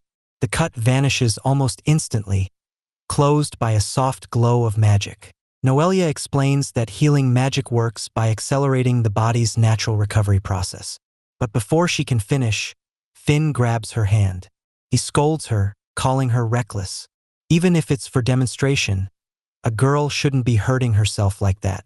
Noelia nods, a little startled. Finn softens his grip and apologizes. Still, he frowns, clearly bothered. He hopes it doesn't leave a scar. Watching him, Noelia can't help but think how dependable he is, kind and strong in a way that feels real. But she quickly reins herself in. She made a promise to Susanna. She can't let herself get carried away. That memory flashes back. The night she held Finn's cloak in her arms, Susanna had barged into the room to help her change. Startled, Noelia scolded her for entering without knocking. Susanna explained that she had knocked, but Noelia didn't respond. She teased that her master had been restless ever since meeting that man again. Flustered, Noelia dropped the cloak and insisted it was all professional. He's her disciple. Of course they'd have magic lessons. But Susanna wasn't convinced. She warned Noelia that others wouldn't see it the same way. A noble's daughter spending time alone with a male commoner, even as a teacher, was bound to draw unwanted attention. Noelia quickly denies it, flustered. There's nothing like that between them. She's sure Finn doesn't see her that way. But Susanna just gives a smug smile. As expected, she says Noelia's fallen for him. Noelia snaps back, insisting she's wrong. But Susanna, now confident, declares she'll handle everything from here. She promises to lay the perfect groundwork. Then she turns and walks off, ignoring Noelia's protests. Left alone, Noelia grumbles under her breath. But just as she's about to shake it off, Finn's face appears in front of her. He asks if she's okay. She was just staring into space. Noelia jumps a little, then quickly composes herself. She says she's fine and suggests they wrap up the theory for now and test things out in practice. She asks what kind of magic he wants to try. Finn thinks it over, then says he wants to try enchanting his sword and using it in combat. Noelia immediately shoots the idea down. That kind of magic's extremely difficult. For now, she tells him to just observe. She picks up a pebble and casts a fire enchantment. The stone flickers with flame for a moment, then dims out and goes cold. She explains that even if you cast fire on a rock, it won't stay lit. Magic power disperses too easily. It's especially unstable with inorganic matter. Noelia adds that there are techniques to enchant objects, but they require special processes and ceremonies. It's not something that can be done in the middle of combat. Finn sighs, saying it makes sense. If anyone could do it easily, everyone would. But then Noelia mentions that if they ask her master, Linus, they might get a different answer. That catches Finn's interest immediately. He asks where this master is now. Noelia tells him Linus currently serves as the head of the magic research department in the royal capital. The moment he hears that, Finn's mood drops. He stiffens, thinking about Alphine. The capital's the last place he wants to be near. Noelia notices the change and asks if something's wrong. Finn quickly brushes it off, saying it's nothing. Then he shifts the topic, saying she's right, he should just focus on mastering basic attack magic for now. Noelia nods without pressing him further. Finn silently decides to keep his distance from the capital, at least for the time being. Meanwhile, in the capital, Alphine paces inside her residence. It's been 2 weeks, and there's still no trace of Finn. Biting her nails in frustration, she mutters to herself. She did hear a report. Someone matching his description was seen at the coach station heading to the frontier region. But she still can't believe he'd really leave her like that. Finn can't possibly survive out there without her support or connections. She remembers what others said, that he'll come crawling back after cooling his head, that she should have just been a little nicer to him. Grinding her teeth, she slashes a pillow open in frustration. Her eyes fall on the sword he left behind. She stares at it bitterly, thinking about the expensive equipment she gave him, the money, everything. Yet he still walked away like none of it mattered. Tears start to well up. Maybe leaving the sword behind really was his way of saying goodbye. Those swords were supposed to be proof of their promise, to survive together, to succeed as adventurers, to never part ways. She collapses to the floor, sobbing. Even after all they shared, he still disappeared from her life. A part of her starts to wonder if something deeper pushed him away. From outside, her butler Vigo calls out, reminding her she's scheduled to give a swordsmanship lecture at the palace. Alphine wipes her eyes, then tells him she'll be ready soon and orders him to prepare the carriage. Her eyes narrow as one particular face crosses her mind, someone she hopes she doesn't see at the palace. Later that day, at Hartford Royal Castle, Alphine knocks a knight backward with a single strike. His sword clatters across the training yard. He gasps, winded, and mutters that he didn't think a woman's attack could hit that hard. Alphine steps forward, calm and unfazed, and tells him he's trained well. Not many can last 10 rounds with her. The knight smiles politely, calling it generous of the sword saint to say that. But Alphine's expression tightens. She could have ended the match in a single strike.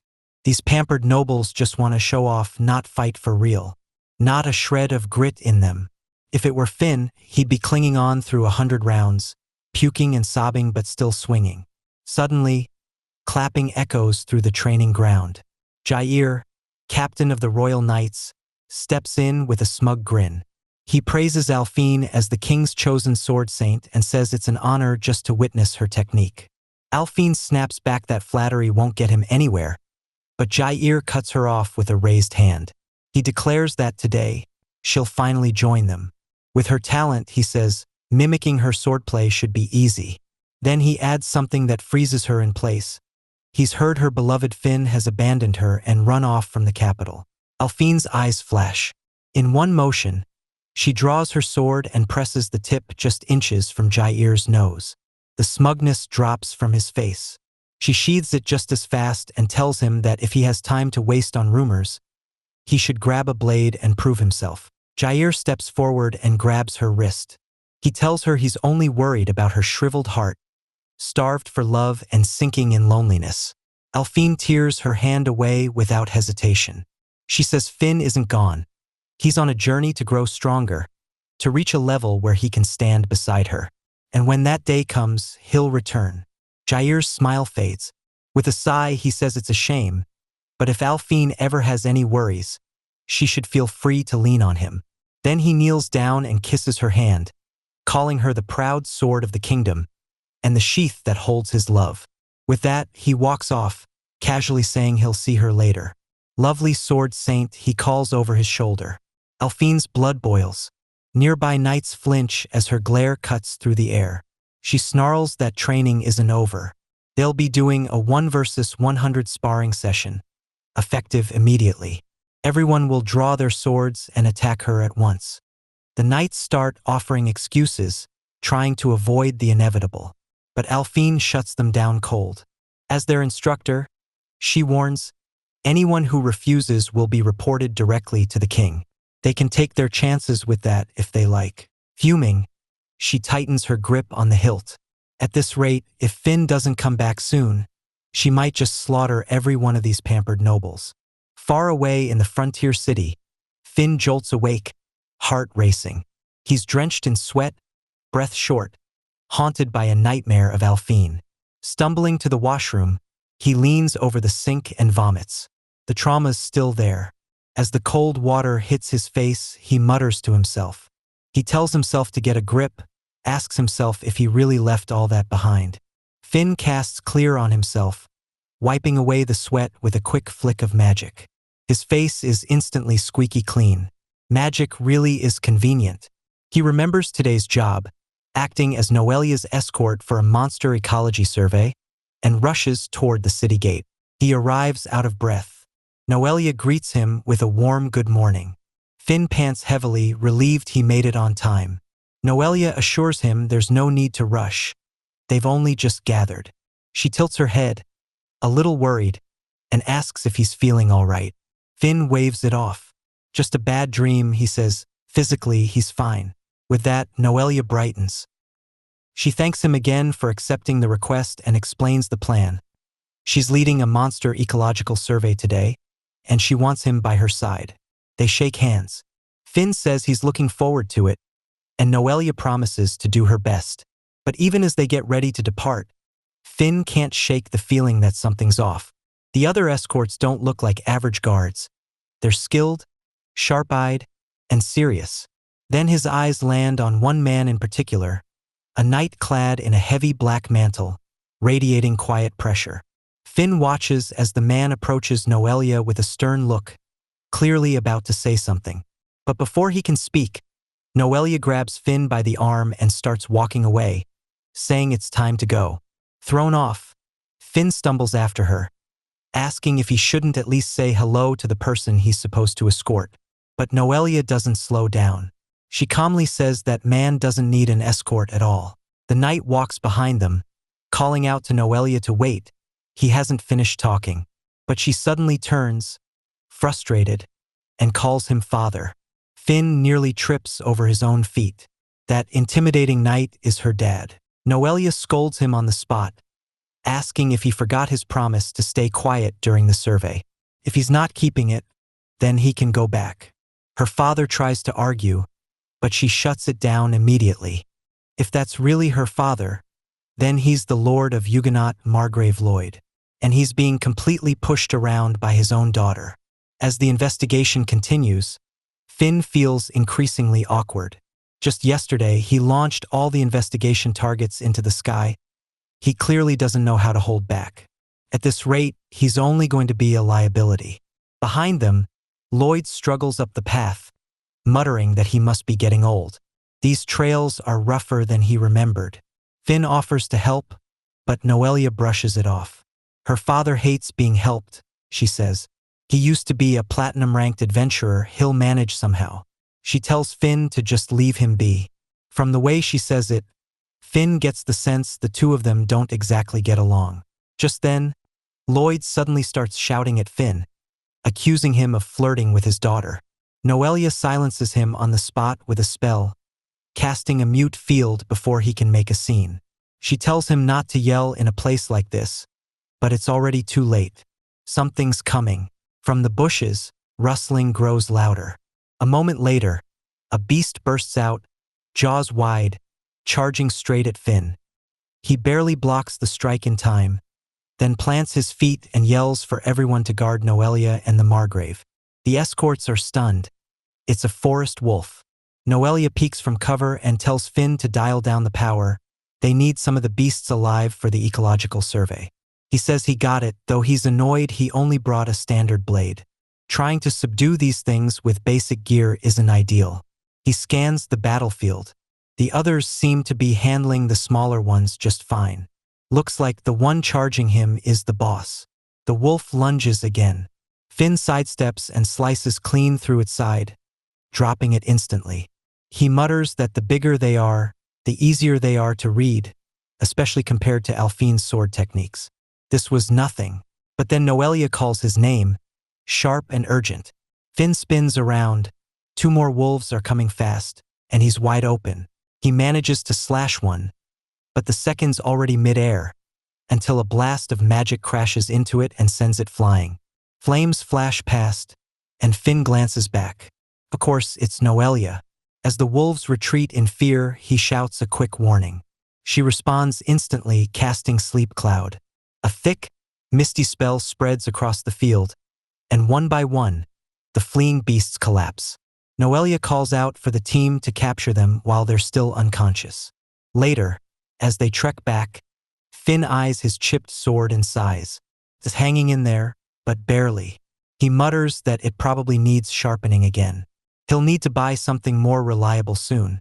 From behind, Lloyd quietly takes note. That night, while Finn rests alone by the campfire, one of the knights approaches and settles beside him. He comments that Finn seems surprisingly comfortable in the wild. Finn looks up as the man introduces himself, Mice, captain of the Margrave's Knights. He offers a flask and pours a little booze between them. Mice says Noelia mentioned Finn's only been an adventurer for about a month. Finn goes with the usual story, saying he used to work escort jobs for merchants. In the back of his mind, he hopes that's enough to hold up. No way he can mention being platinum. Mice gives him a long look, then chuckles and says that makes sense. He's clearly used to life outdoors. Finn comments that they're pretty capable themselves. The knights he used to know could barely handle camp duty. Mice laughs and explains that most of them used to be platinum-class adventurers. Roughing it is second nature by now. Finn asks if the Margrave really hires commoners as knights. Mice nods and says Lloyd might be nobility now, but he started as an adventurer just like them. He doesn't put much stock in titles. Finn admits he had no idea. Mice says that's not surprising, most younger folks wouldn't know. Then his tone shifts. He says most of the adventurers who remembered those days died during the Great Invasion. The name hits Finn like a weight. The Great Invasion 20 years ago. A massive outbreak of abyss walkers surged out from the demonic forests, sweeping through the kingdom. Neither beast nor man, the monsters tore through towns. The scars left behind still run deep. Finn lost family in that calamity, though he was too young to remember. With the army and royal knights stretched thin, the nation turned to adventurers. They were the ones who held the line. That's why so few talk about it now. Finn quietly asks if Mice fought too. Mice nods. He was part of Lloyd and Florina's party back then.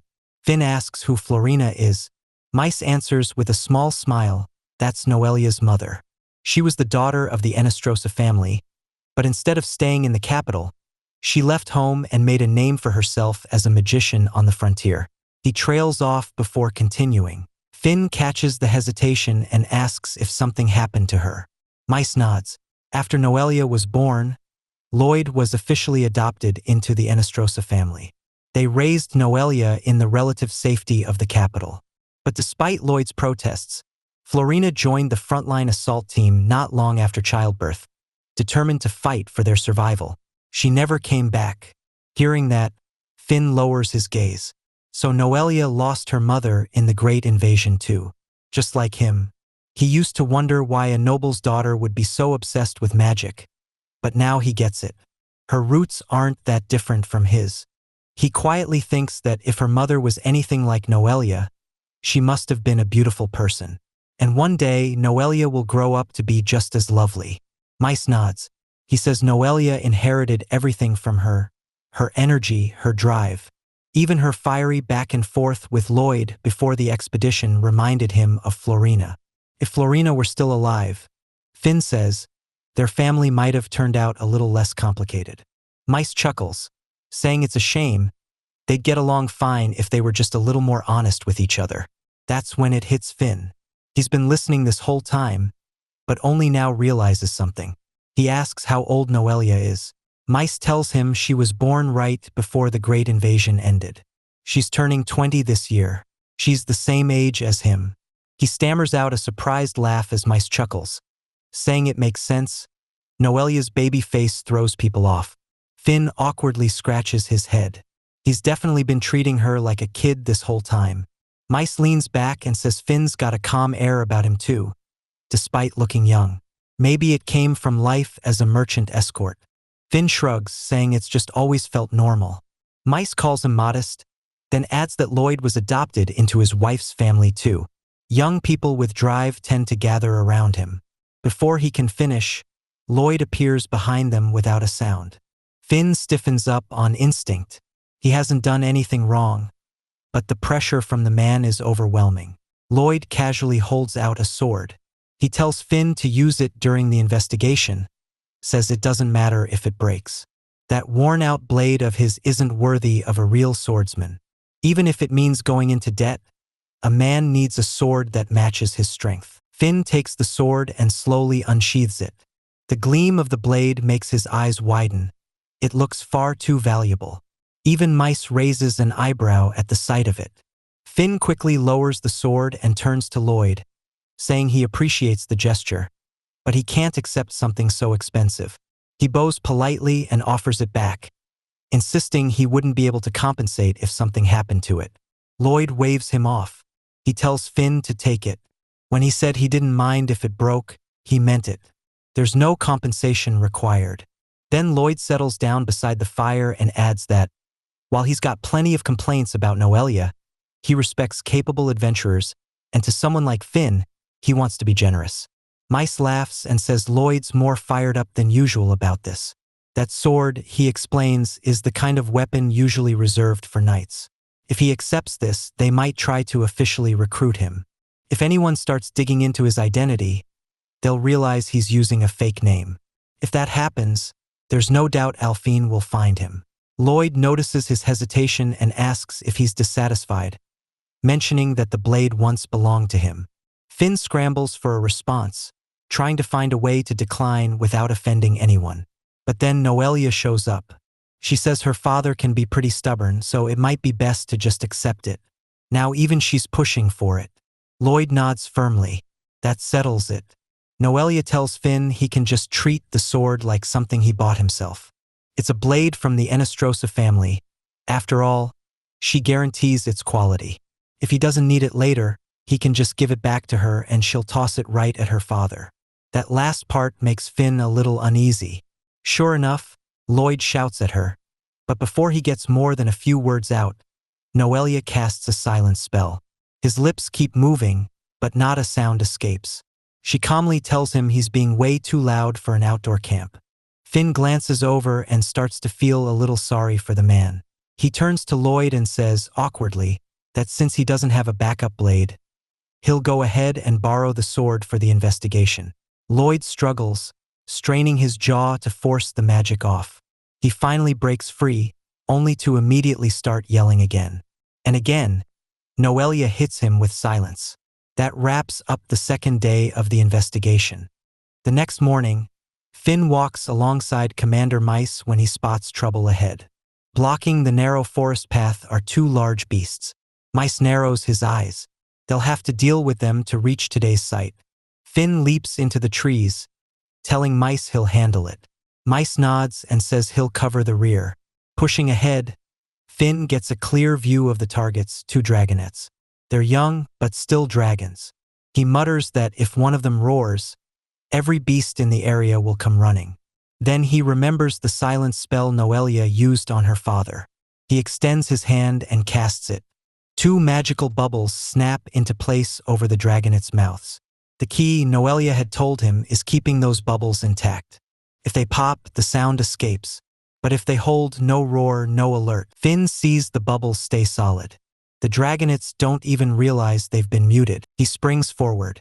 One of them spots him and tries to roar, but the spell holds. Not a sound comes out. In the next instant, he slices clean through both beasts. It's over in a flash. A voice behind him comments on the perfect cut. Finn turns and sees Lloyd inspecting the scene. The Margrave nods, impressed. The way Finn's blade slipped through without damaging the scales or wings, he says that alone speaks volumes about Finn's skill.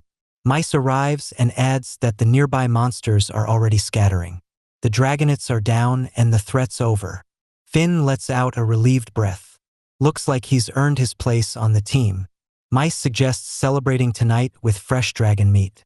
Noelia lights up, but Finn stares, stunned. They soon reach their destination, a calm, beautiful lake surrounded by dense trees. One of the mages steps forward and examines the water. The mana release is strong. He suspects this is the site mentioned in their reports. Finn watches the lake shimmer under the sky.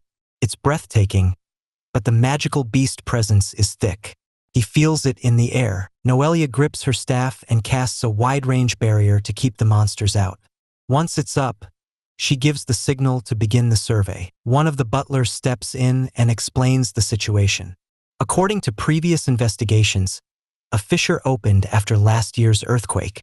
It damaged the water vein that ran from the demonic forest, and water has been gushing up from underground ever since. That vein is packed with concentrated mana, which they believe triggered the recent beast outbreak. Later, Noelia reports that they've sealed the spring successfully. She believes the danger is under control for now. Finn gazes off toward the demonic forest. It's a good distance from the outskirts of Huguenot, but the connection is clear. That forest, the origin point of the Abyss Walker invasion. Even with the spring sealed, they can't let their guard down. Then Mice calls out, letting everyone know they've found a good place to camp for the night. Noelia joins Finn later and tells him she's prepared food. He thanks her as she offers him a sandwich. She apologizes that it's something so simple for camping, but Finn gladly accepts, genuinely grateful. Everything looks amazing. Noelia sits beside him, mentioning that if they were at her mansion, she could have prepared something more proper. Finn takes a bite of the sandwich and thanks her. The moment it hits his tongue, his eyes light up. He tells her it's already delicious. The dragonette meat is fresh, but it's the seasoning that makes it exceptional. Noelia smiles shyly at the compliment, and when Finn adds that she'd make a good wife, her cheeks turn red. Finn admits he didn't expect her to be the one cooking. Noelia tells him that being an adventurer means learning to fend for yourself, including cooking. She takes a bite and says it's tastier than usual, likely thanks to how well he drained the blood. Finn explains that with smaller dragons, blood circulates more thoroughly, so if it's not removed properly, the meat ends up with a foul odor. That reminds him of Alphine, back when he told her that, She snapped at him to shut up and claimed it tasted the same either way. She could do nearly everything perfectly, but when it came to household chores, her laziness hit catastrophic levels. Because of that, he ended up getting better at chores himself. A voice cuts in from behind. They turn to find Lloyd standing there, eyes fixed on Finn with a sharp glare. Before he can say anything, Noelia steps between them, her tone firm as she tells him, if he's got something to say to Finn, he can say it to her instead. Finn steps forward and returns the sword, saying the investigation went smoothly and he'd like to give it back. Lloyd sighs and mutters what an inflexible guy. He already told him to keep the sword. But Noelia steps in, reminding him that while that's true, if Finn-sama says he doesn't need it, then a real man should respect that. Finn adds that he's returning it because, instead of taking a reward, he wants to forge a sword that actually suits him. Yesterday, Lloyd told him that a swordsman needs a proper weapon, even if it means going into debt. So, he figured he'd borrow some money and have one crafted. Lloyd considers it for a moment, then nods. He says he knows a smith who can handle that kind of job and offers to contact them. As a reward, he'll cover the cost. And he makes it clear he won't force Finn to join his house as a knight, so he can rest easy. Relieved, Finn thanks him and humbly accepts the offer. But just before Lloyd walks away, he spins around with a sharp glare and declares that while he'll give Finn the sword, he won't be handing over Noelia. Before he can finish, Noelia silences him with her spell again, muttering that he needs to stop talking nonsense. Meanwhile, back in the capital, Alphine sits alone in her room, whispering that it's been a month since Finn disappeared. She still doesn't want to admit he left her, but over the past few weeks, she started to understand why. She was the problem. She admits to herself that she was spoiled. Because they'd always been together since childhood, she thought she could get away with anything. Everyone called her the Sword Saint, the goddess of the blade, but really, she's selfish and short-tempered. To keep Finn close, she told everyone he was her lover, making sure no other girl would approach him. And because he was too kind, he just kept quiet and endured it. She breaks down in tears, whispering that if only she had been more honest with him, maybe things would have turned out differently. A sudden knock on the door breaks Alphine's thoughts. Her butler Vigo steps in, saying he has news about the search for Finn. His tone is serious. He informs her that a man carrying Finn's platinum adventurer insignia has been detained in Algren. Alphine jolts in shock, but her eyes narrow a moment later. She asks how they can be sure that the insignia actually belonged to Finn. The butler hesitates, then explains that while this is technically classified, since Alphine is in the king's favor, he's allowed to share it as a special exception. He asks her to keep it secret. Alphine solemnly nods. She promises not to reveal a word of it. Swearing upon her sword, she urges him to continue. The butler explains that when the kingdom first partnered with the Adventurers Guild, impersonators and criminal abuses by high-ranked adventurers became a problem. So, to prevent identity fraud, all insignias above gold rank were engraved with a special identifier, linking the badge to personal records, portraits, and guild affiliations. The data is accessible across all guild branches. Alphine's eyes widen in disbelief. She mutters that this is the first time she's ever heard of such a system. The butler nods. That's natural, he says. Only a handful of high-ranking guild officials and select nobles are even aware of it. Alphine takes a breath as everything clicks into place. So they've been supervised this whole time. Her butler confirms it with a nod. He goes on, saying that a man carrying an insignia engraved with Finn's identification was spotted and is already being held at the Adventurers Guild in Algren. If she wants to meet him, now's her chance. That sparks something in her. Alphine's eyes light up with hope. She asks if he believes Finn is still in Algren. The butler answers carefully. Right now, the insignia is their only lead. But even so, it's worth investigating. She nods firmly. She'll request an audience with the king and apply for a leave. The moment it's granted, she'll head straight to Algren. Back at the Frontier Guild, the room goes stiff the moment Finn walks in. Eyes dart toward him. The chatter turns into whispers. Someone mutters that Finn froze the entire lake while taking down those giant frogs. Others talk about how he shredded a whole wolf pack without a scratch. A few just stare, repeating the rumor They knew Finn isn't some regular rookie. Before he can process the awkward stares, Rebecca waves him over from the counter. She says if she doesn't handle his paperwork now, the crowd won't get any smaller. Finn apologizes and heads over but hears gasps behind him just for speaking. He leans in and quietly tells Rebecca that everyone seems unusually nervous. She shrugs and says it's natural. A magician who can blast large-scale spells back-to-back with insane mana reserves and still outduel monsters with a blade gifted by the Margrave. Of course they're terrified. That kind of makes him sound like a public threat. Finn explains that he's only recently gotten better at controlling his magic, and that the sword was just a reward. But Rebecca waves it off. She's already heard the whole story from Noelia. According to her, Finn decapitated a dragonette cleanly, without even taking a hit. Finn tries to downplay it, blaming the sword's sharpness, but Rebecca just grins and tells him not to bother. Everyone knows the truth. Then she warns him, veteran adventurers have an unspoken rule. Don't mess with the magic swordsman named Finn. That catches Finn off guard. He admits he had a feeling people were avoiding him. Rebecca says that's not fear, it's respect. In this world, power means everything. With that, she hands him his new paperwork and asks for his insignia. After a quick check, she slides a different one across the counter and congratulates him. His subjugation of the dragonette and other achievements have officially bumped him up to bronze rank. Finn pins the insignia to his collar, still a little stunned. That was fast. But he's grateful, it means he can start earning more. Then Rebecca adds something else. A personal request came in, specifically addressed to him now that he's bronze. He wonders who would be that whimsical with a fresh bronze-ranked adventurer. She tells him it's the Margrave. That gets a reaction. Finn looks stunned. Rebecca explains further, the Margrave wants to assign him a specific task, and insisted on explaining it in person. She asks if Finn knows where the estate is. He nods. Noelia told him about it. But before leaving, he asks if it's all right to decide whether to accept the request after hearing the details. He's got a bad feeling this is going to be something dangerous. Rebecca nods and says she'll pass the message, that he's heading over soon. Later, at the Margrave's estate, Finn arrives to find Mice waiting at the entrance.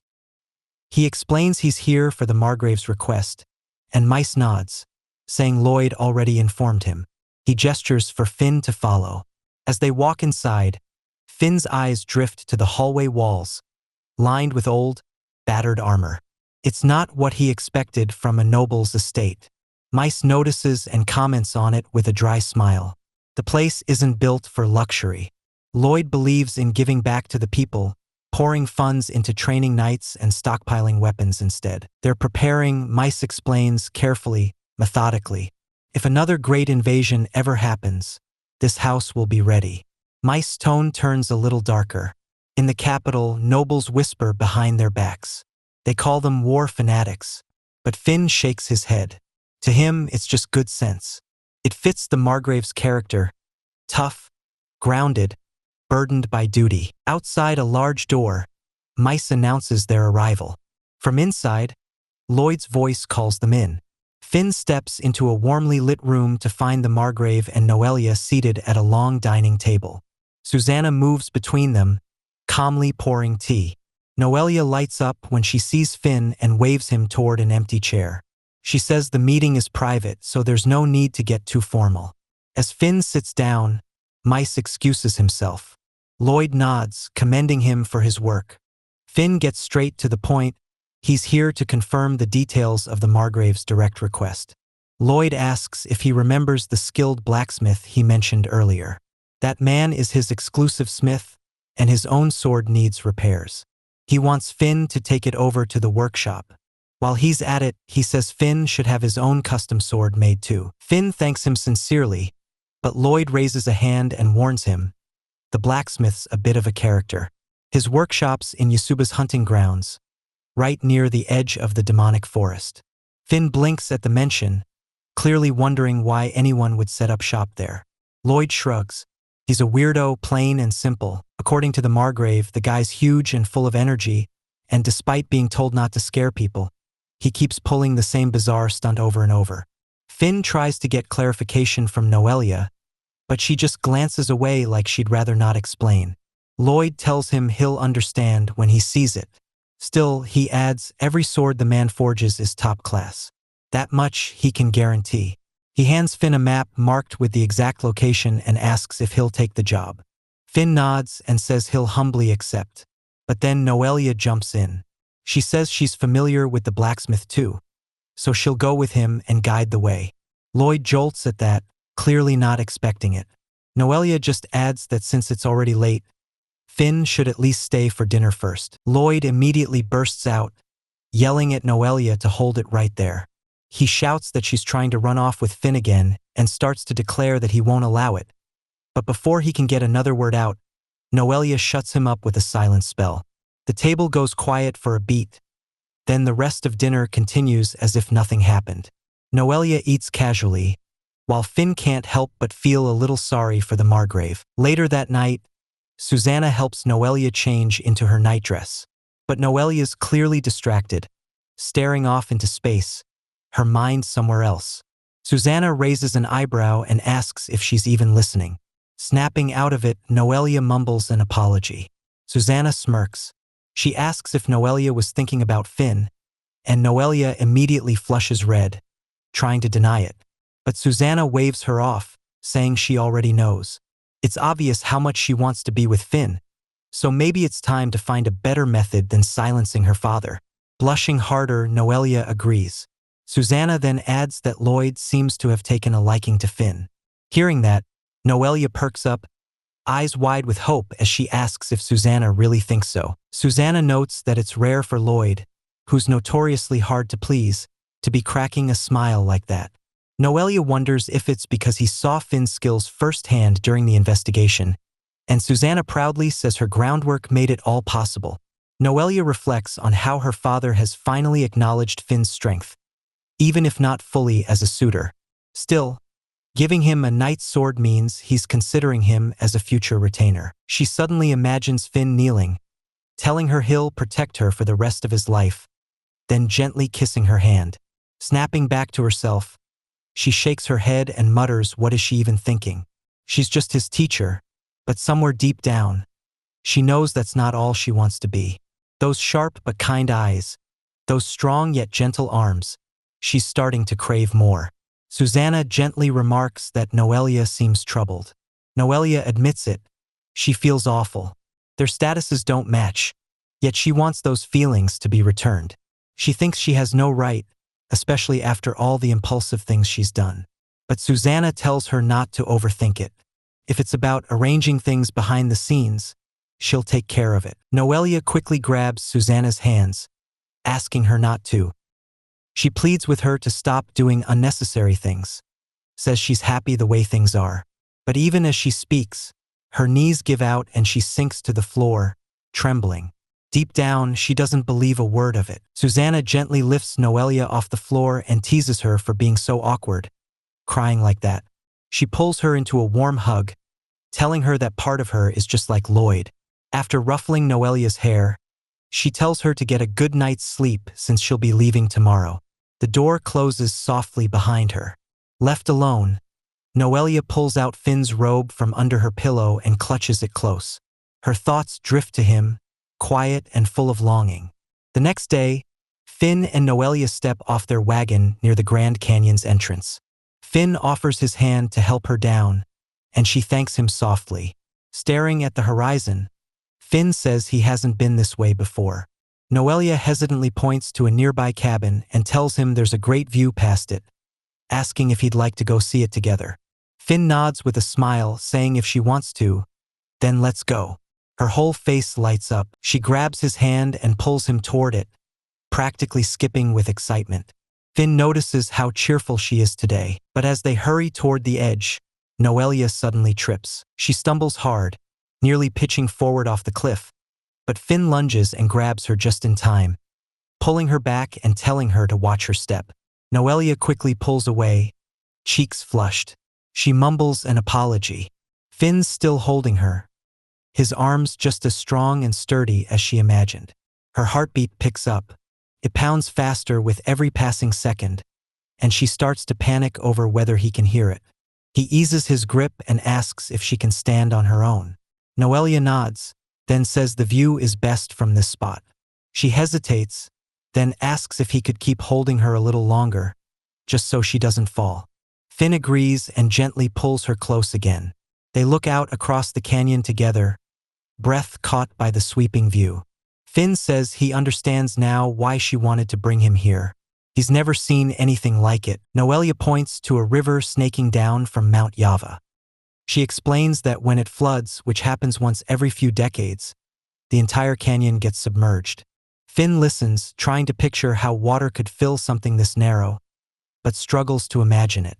Noelia adds that nature tends to defy expectations. Finn glances at her again. She turns her head, and their eyes meet for a moment before Noelia quickly looks away, face red. Her gaze drops to his neck, and she notices something. She leans closer and asks about the faint marking. It looks like the pattern of an ear of wheat. Finn stiffens, instinctively reaching up to cover it. He explains that it's a charm passed down in his hometown, meant to ward off illness. Its effect is said to weaken if others see it. Noelia is surprised. She says that explains his habit of wearing high collars. Finn nods, still a bit uneasy. Finn's eyes lower for a second. That mark on his neck, he remembers now, it wasn't some old family tradition. It was put there by the director of the orphanage. If anyone digs too deep, it could bring trouble. For now, he needs to keep it hidden. He wonders how the director's doing. The memory flashes back to a few days ago. He'd gone to the guild to ask Rebecca about sending money back home. She explained that it was totally doable. Some adventurers send money to their families, and the Adventurers Guild staff handles the transfers until they're complete. Finn felt a wave of relief. Rebecca handed him a form, saying he needed to write down his name and details. Using his alias, Flick, would only confuse the orphanage. But he couldn't exactly write Finn in front of Rebecca either. He told her he wanted to send the money anonymously. That caught her attention. She recalled that the guild does support donations to orphanages and explained that it's possible, if it's filed as a charitable donation. There'd be a small handling fee, but that wasn't a problem for him. He thanked her and asked her to go ahead with the registration. Rebecca nodded, counted out the coins he handed over, and confirmed that the paperwork and amount checked out. Finn gave her another quiet thank you. He was glad he managed to get the money out before heading into Yasuba's hunting grounds to meet the blacksmith. Rebecca confirms if it's Gawain's place, and Finn nods. He tells her he accepted that request earlier. She warns him Gawain's personality is a bit unusual, but his smithing skills are the real deal. Finn says the Margrave already called him a weirdo, so he's just hoping for a relatively peaceful trip. He asks what kind of place Yasuba's hunting ground is. Rebecca pauses, then tells him that with his skill level, she doesn't think there'll be a problem. That answer puts Finn on edge. He repeats that it's the hunting ground part that concerns him, but Rebecca just smiles and wishes him a safe trip, which only confuses him more. He hears Noelia call out, so he heads over.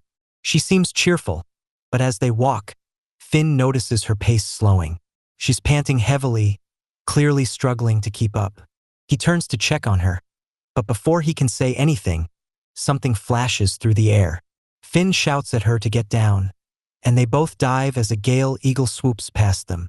The wind from its wings kicks up dust and leaves. Finn quickly chants a spell and fires an air blade, but the eagle dodges with ease, leaving him frustrated. Noelia asks what kind of magic he'll use when the target is flying that fast. Finn gathers more power. The wind around him thickens as he prepares for the next strike, just as the eagle circles back and charges again. Finn casts Wind Barrier just as the Gale Eagle dives again. The beast slams into the barrier mid-flight, and the impact knocks it clean out of the sky. Blood sprays from its beak as it crashes to the ground, stunned. Finn turns to Noelia and asks if that kind of spell is really supposed to hit like that. She looks a bit surprised, then admits she doesn't think it's supposed to. She explains that Wind Barrier is originally meant for defense against projectiles, and she didn't think it could be used like that. She quickly notes it down in her magic textbook, already updating her understanding. Finn asks if his way of using magic is really that different from how others use it, and Noelia confirms it is. But she tells him that kind of flexible thinking is a strength. She adds that because he's a swordsman, he uses magic without being stuck in conventional molds. And even though she's acting as his teacher right now, she's learning a lot from him too.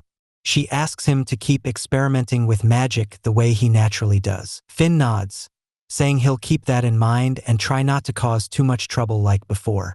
Noelia smiles and says that's perfectly fine. Finn admits that having fought with a sword for so long, he still hasn't adjusted to magic combat distances. He's used to fighting up close, and it's hard for him to immediately think of ways to attack from far away. But Noelia says that's actually a good thing. She believes he has talent in both swordplay and magic, so he should fight at whatever range feels natural. Just because he can use magic doesn't mean he has to fight like a traditional mage.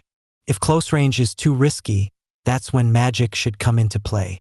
Finn thanks her and says he understands. Noelia reminds Finn of what she said before, about being flexible with magic, and adds that the same applies to how he fights. He doesn't need to conform to the rigid methods of swordsmen or magicians. For someone like him, who's spent years honing the sword while carrying rare magical talent, there's a path that only he can walk. Finn lights up at that, repeating her words with excitement. Neither swordsman nor mage, a style all his own. Noelia smiles, telling him he's going to be just fine. One day, he'll be the magic swordsman known across all of Huguenot.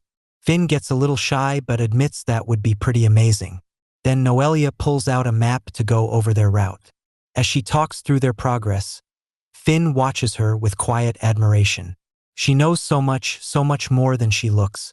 He can't help but wonder how many books she must have devoured to reach platinum rank at such a young age. After the check, Noelia picks up the pace, saying they're nearly at Yasuba's hunting ground. Finn calls after her and jogs to catch up. Meanwhile, Alphine arrives in Algren, the mining city. Standing beside her butler, she takes in the sight. Smoke hangs in the air, coating everything in gray. Her butler explains that vast deposits of ore and minerals still lie hidden beneath the city. With its furnaces burning day and night, Algren earned its nickname, the City of Smoke and Ashfall. Thanks to its ore refining and exports, it's become one of the kingdom's key industrial centers. Alphine quietly hopes that if Finn is really here in Algren, she'll be able to apologize, say everything she never had the courage to before, speak honestly, and part on good terms. Then she'll return to the capital with no regrets. Her butler's voice snaps her back to reality, urging her forward. She nods and follows. Before long, they arrive at the Adventurers Guild. A receptionist meets them and offers to guide them downstairs. She leads them into the basement, toward a dim cell. When they reach the bars, she calls out to the prisoner. A man stumbles forward, blinking at the light.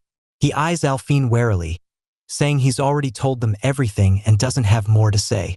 But Alphine doesn't hesitate. She grabs him by the collar and coldly accuses him of wearing a platinum insignia and faking his identity. She makes it clear she's not interested in him, but in the person he pretended to be. Then her tone drops, firm and serious, as she asks for his cooperation. Panic sets in fast. The man shouts that he'll talk. He claims it was just chance. He found the insignia on a boy passed out in the slums. That boy had dark hair, rare in the kingdom, and a slender frame. His face was so delicate he mistook him for a girl at first. He was lying in a heap of trash, barely breathing. The moment Alphine hears that, her eyes widen in horror. She grabs the man again, tears his filthy shirt open, and demands to know what happened to that boy. The prisoner drops to his knees, trembling. He begs Alphine not to kill him and swears he'll tell her everything. He confesses he doesn't know what happened to the boy afterward, but sick people from the slums are usually taken in by the church. He glances at the receptionist, saying she knows more. That's all he's got. Alphine turns to the woman at the desk, demanding confirmation. The receptionist calmly nods. It's true. The church regularly takes in the sick from the slums, but the guild doesn't track them afterward. Alphine then asks why he stole the insignia and faked an identity. The man lowers his gaze. He says life in the slums is miserable, and he thought a platinum rank would earn him a better chance at survival, maybe even a way out. Alphine lets go and shifts her focus back to the receptionist, who asks if she wants to head to the church. Alphine nods without hesitation. The receptionist instructs her to wait at the guild's entrance while she makes contact with them. Outside, Alphine and her butler step back into the cold streets. He mentions that if the prisoner's story is true, the features of the boy in the trash match Finn's almost too well. But Alphine just smiles faintly. She insists that Finn wouldn't get sick, not even in a place this cold. Even if the boy had rare dark hair, it's probably just a coincidence. After some time, Alphine and her butler reach the slum district. She scans the shaded alley and mutters that this must be where the man saw someone slumped over, someone who looked like Finn. Her butler agrees. Most likely, this was the place. Alphine crouches near the wall, imagining someone collapsed here. She quietly asks if he really collapsed alone, in a spot like this. The butler explains that with a shift in environment, heavy mental strain, and accumulated exhaustion, even a healthy person could break down. Hearing that, Alphine's expression softens. She admits it's her fault. She's the one who caused all those things. Alphine turns and spots a group of people loitering nearby. Even in broad daylight, too many are just idling around. Her butler quietly notes that most here don't have steady work and warns her to move along. The public order isn't reliable, they should head for the church before trouble finds them. But before they can leave, a small girl bumps into Alphine, making her flinch. The girl quickly mumbles an apology and tries to slip away, but Alphine calmly places a hand on her shoulder. Smiling, she asks the girl if she plans to return the pouch she just pocketed. The girl freezes, then insists she didn't take anything. A boy's voice interrupts from across the street, calling out to her, "Liz." He scolds her, saying stealing again isn't okay.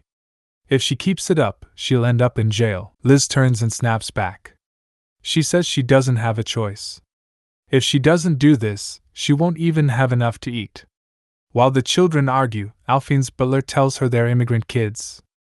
Other ethnic groups gather in Aldrin hoping to find work, but it's hard for drifters like them to make a decent living. Alphine listens quietly, then sits down and tells the little girl that food bought with stolen money won't taste good. The boy turns to Liz and says he'll apologize, so they should give the pouch back quickly. After returning it, he promises her that he'll grow up fast, get a job, and let her eat whatever she wants. Alphine hears him and freezes. Finn once said the same thing. Back when things were hard, he told her he'd grow up quickly, get stronger, and protect her. She asks the boy if he really means it. He replies cheerfully with a yes. Back in the present, Alphine pats Liz's head and says they're good kids, so they should be kind to each other from now on. Liz replies cheerfully that of course they will, and the two children run off. Alphine stands there thinking. She's grown up into someone who can't be honest with herself, spoiled and unconsciously reliant on him, just because they were childhood friends. Later, she and her butler arrive at the church, where a nun greets them. They explain that they're looking for a man with black hair who collapsed in the slums a few days ago. The nun nods.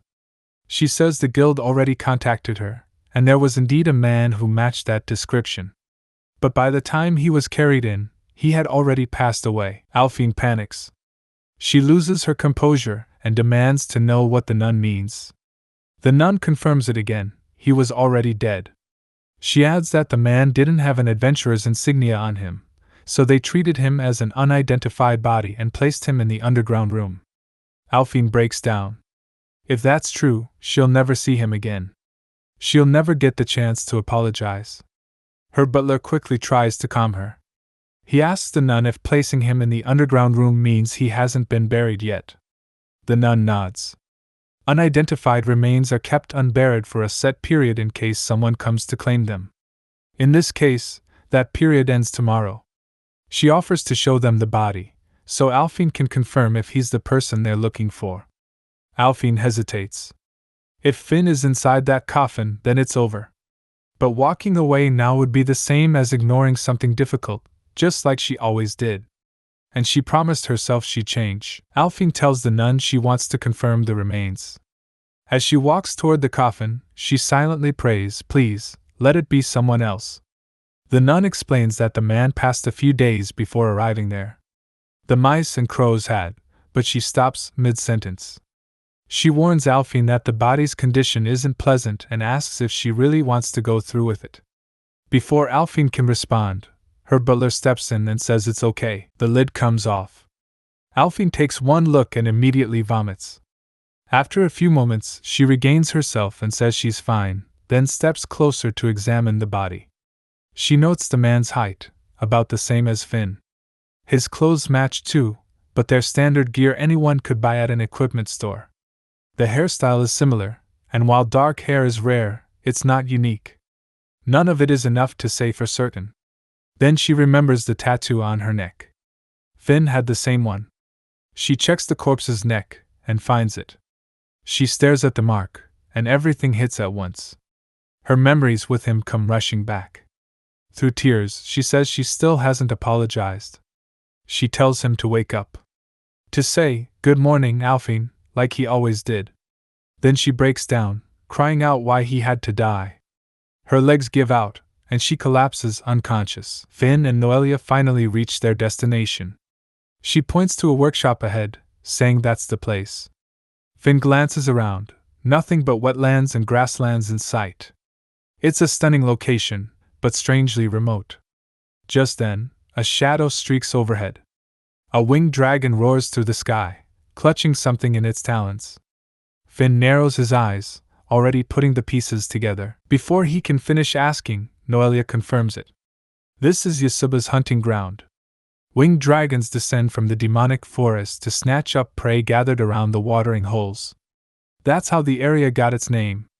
As they approach the workshop, Finn notes how strangely ordinary the building looks for a place where dragons fly overhead. Noelia adds that Master Gawain is a bit eccentric, but he's also one of her instructors. She glances aside mid-sentence, then casually claims he's probably harmless. Finn raises an eyebrow and tells her not to say things like that while looking away. She insists it's just his imagination. Then she asks him to wait while she prepares the door. That throws Finn off. He watches as she chants a spell and casts a wind barrier around him. He tenses, asking if the workshop is booby-trapped or if her master's the type to fire arrows without warning. Noelia denies it, calling it a precaution. Nothing to worry about. She taps the door with her staff, and the moment she does, it blasts open. A man rockets out of the workshop at wild speed, shouting Noelia's name at the top of his lungs. Finn blinks in disbelief. The man moved so fast, he didn't even get the chance to react. Noelia's wind barrier saves her just in time. The older man slams right into it with a loud thud. Rubbing his head, he frowns and asks what the wall is for. Then, in a dramatic tone, he complains that this means he can't even share a little skinship with his precious Noelia. He insists it's been a long time, and a hug should be fine. What's she going to lose from it anyway? Noelia tells him she'll lose her mental well-being. Trying to keep things on track, Finn steps forward and asks if he's the blacksmith Gawain. The man glances at him, then throws his hands up like it's obvious. Then Gawain pauses. He narrows his eyes, staring at Finn's red hair and red eyes. A second later, he asks if he's Flint. Finn nods. Gawain circles him, inspecting him from head to toe. He mutters that if even that sword-obsessed freak Lloyd Henestrosa took a liking to him, he must be interesting. Finn then takes out the sword from Lloyd and explains that the Margrave sent it for polishing. As Gawain examines the blade, Finn adds that he also came to commission a new sword, and asks if he'll accept the request. Gawain grins. Then, without skipping a beat, he says he'll polish the sword and craft the new one completely free if Finn can bring down Noelia's wind barrier and convince her to allow some skinship. Finn freezes, stunned by the condition. Gawain casually hands Lloyd's sword back and remarks that it's not in bad shape. While Finn weighs his options, Gawain casually mentions that every sword he forges is worth at least 1 million. He only makes sharp blades, nothing less. Finn knows he's not bluffing. A smith this skilled would definitely have work that commands top prices. Finn exhales and turns to Noelia. He tells her they're leaving. Noelia blinks, surprised. She asks if he's really going to walk away. If she just endures it, they can get the sword for free. But Finn shakes his head. He doesn't want her to go through anything unpleasant just for the sake of a good weapon. He'll find another smith in town instead. Noelia reminds him of her father's request, but Finn says he'll apologize for that too. Gawain watches him in silence, then asks if he's really okay giving this up. His swords are some of the best in the entire kingdom. But Finn stands firm. Even if that's true, he says he won't sacrifice someone else to get what he wants. So Gawain can forget the request. He turns to Noelia again and says it's time to head back. She nods quietly, a little nervous. But before they can leave, Gawain bursts out laughing. He calls Finn a strange man, a complete fool. He says most swordsmen would give up everything to own one of his blades. But this one just turned it down without hesitation. Still grinning, Gawain says that's exactly why he likes him. And since he likes him so much, he'll let him experience some skinship too. Finn barely has time to process the words before Gawain lunges and grabs him in a crushing hug. Noelia steps back in alarm, warning him to run. But it's already too late. Finn's caught in a death grip, groaning in pain. Gawain tells him not to squirm. Skinship like this should be shared slowly, carefully. Finn grits his teeth, struggling to break free. He thought this guy was just a musclehead, but now he can't even budge. Noelia suddenly shouted at Gawain, telling him he was going overboard, then cast sleep magic on both of them. After some time, Finn wakes up to see Noelia right in front of him, asking if he's awake. He gets up and asks where he is. Noelia apologizes for not warning him properly. Master Gawain's prank had been too much. Finn tells her he's fine and asks who exactly Master Gawain is, noting the man's unbelievable physical abilities for a blacksmith. Noelia explains that Master Gawain has mastered physical enhancement magic, which, as the name suggests, strengthens the caster's own body rather than affecting others. She says Gawain realized that by enhancing his muscles with magic, he could improve his smithing skills to an inhuman level. Since most magicians rely on attack magic, they don't focus on strengthening their bodies. That's why others see Master Gawain as strange. Just then, Gawain's voice carries from outside, saying he can hear her making fun of his magic. Finn thinks to himself that most magicians wouldn't get into close combat. They'd rely on attack magic rather than boosting their physical strength.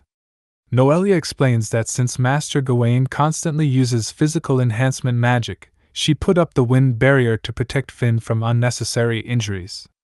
Speaking in a sad tone, she admits she spoke ambiguously to avoid giving him strange ideas, but it backfired. She apologizes for that. Finn laughs it off and says it's okay. He jokes that he'll start using wind barriers from now on too. Noelia agrees it's a good idea, mentioning that Master Gawain has taken a liking to him. She smiles and says she thinks Gawain will forge a sword for him because he only makes swords for people he likes, aside from her father's requests. Finn then asks Noelia to teach him physical enhancement magic, explaining that gaining such abilities would help his swordsmanship. Noelia tells him to hold on, but before she finishes, Master Gawain, who has been eavesdropping, calls out to Finn.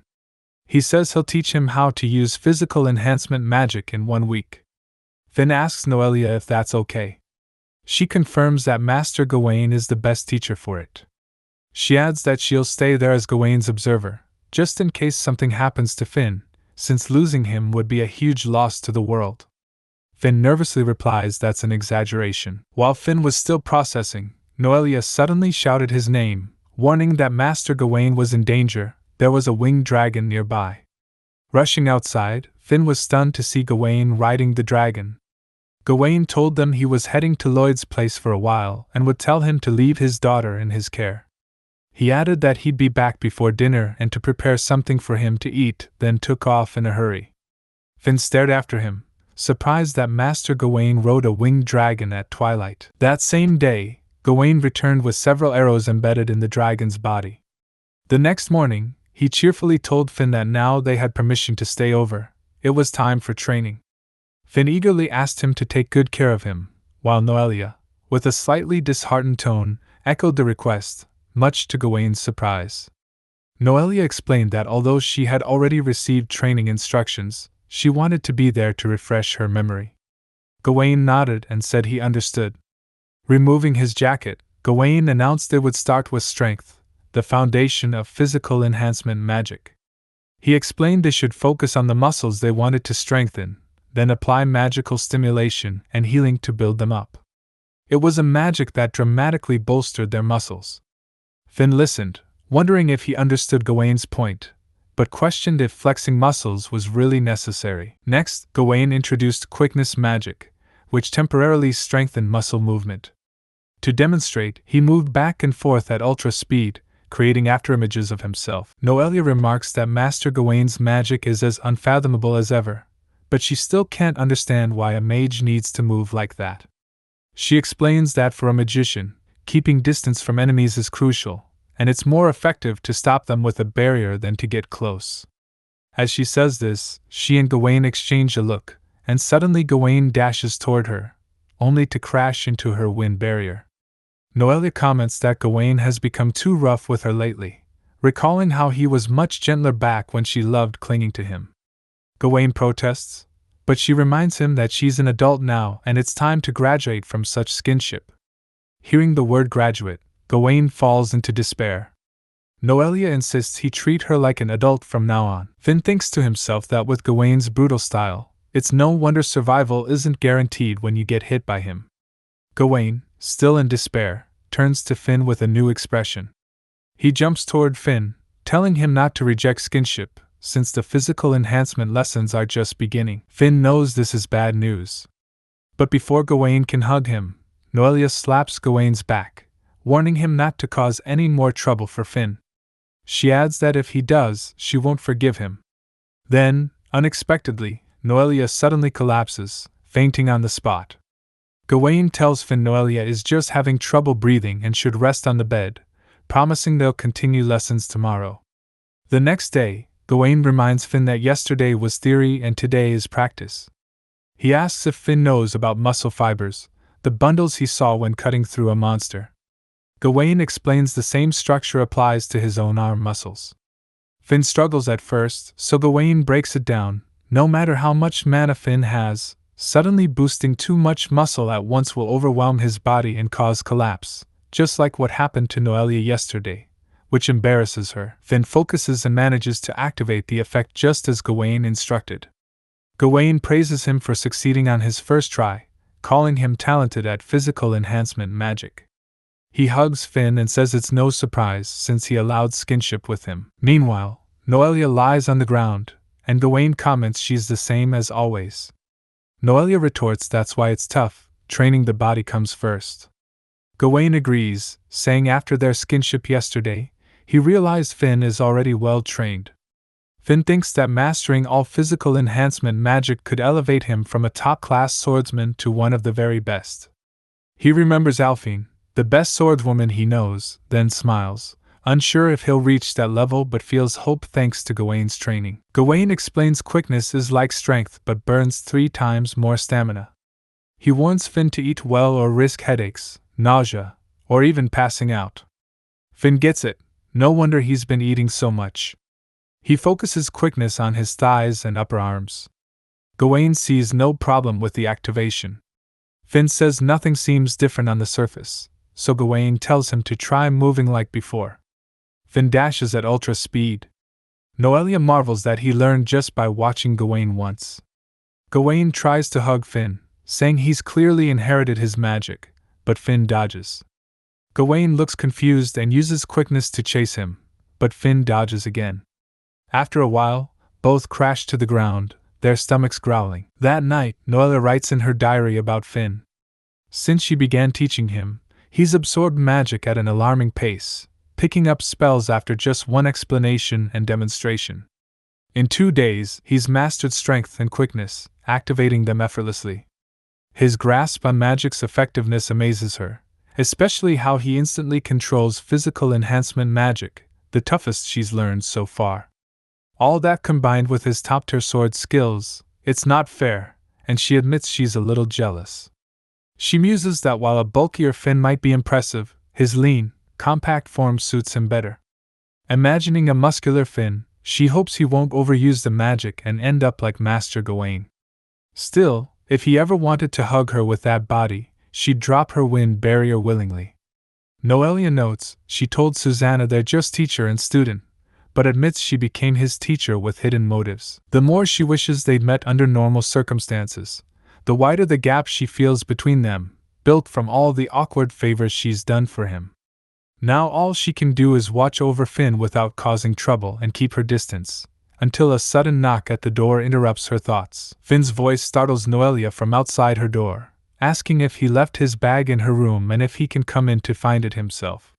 She quickly asks him not to enter. The room is cluttered with his belongings, like his mantle and the observation diary she's been writing. Finn agrees it's not right to enter a girl's room at night and decides to look later. But Noelia insists she's found the bag and returns it to him.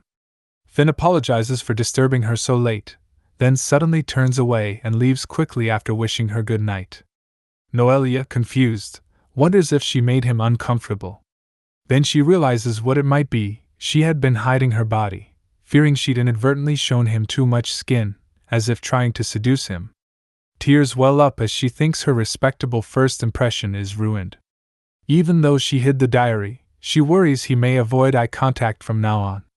Clutching his mantle, she sniffles his name softly. The next morning, Finn and Gawain take winged dragons into the demonic forest.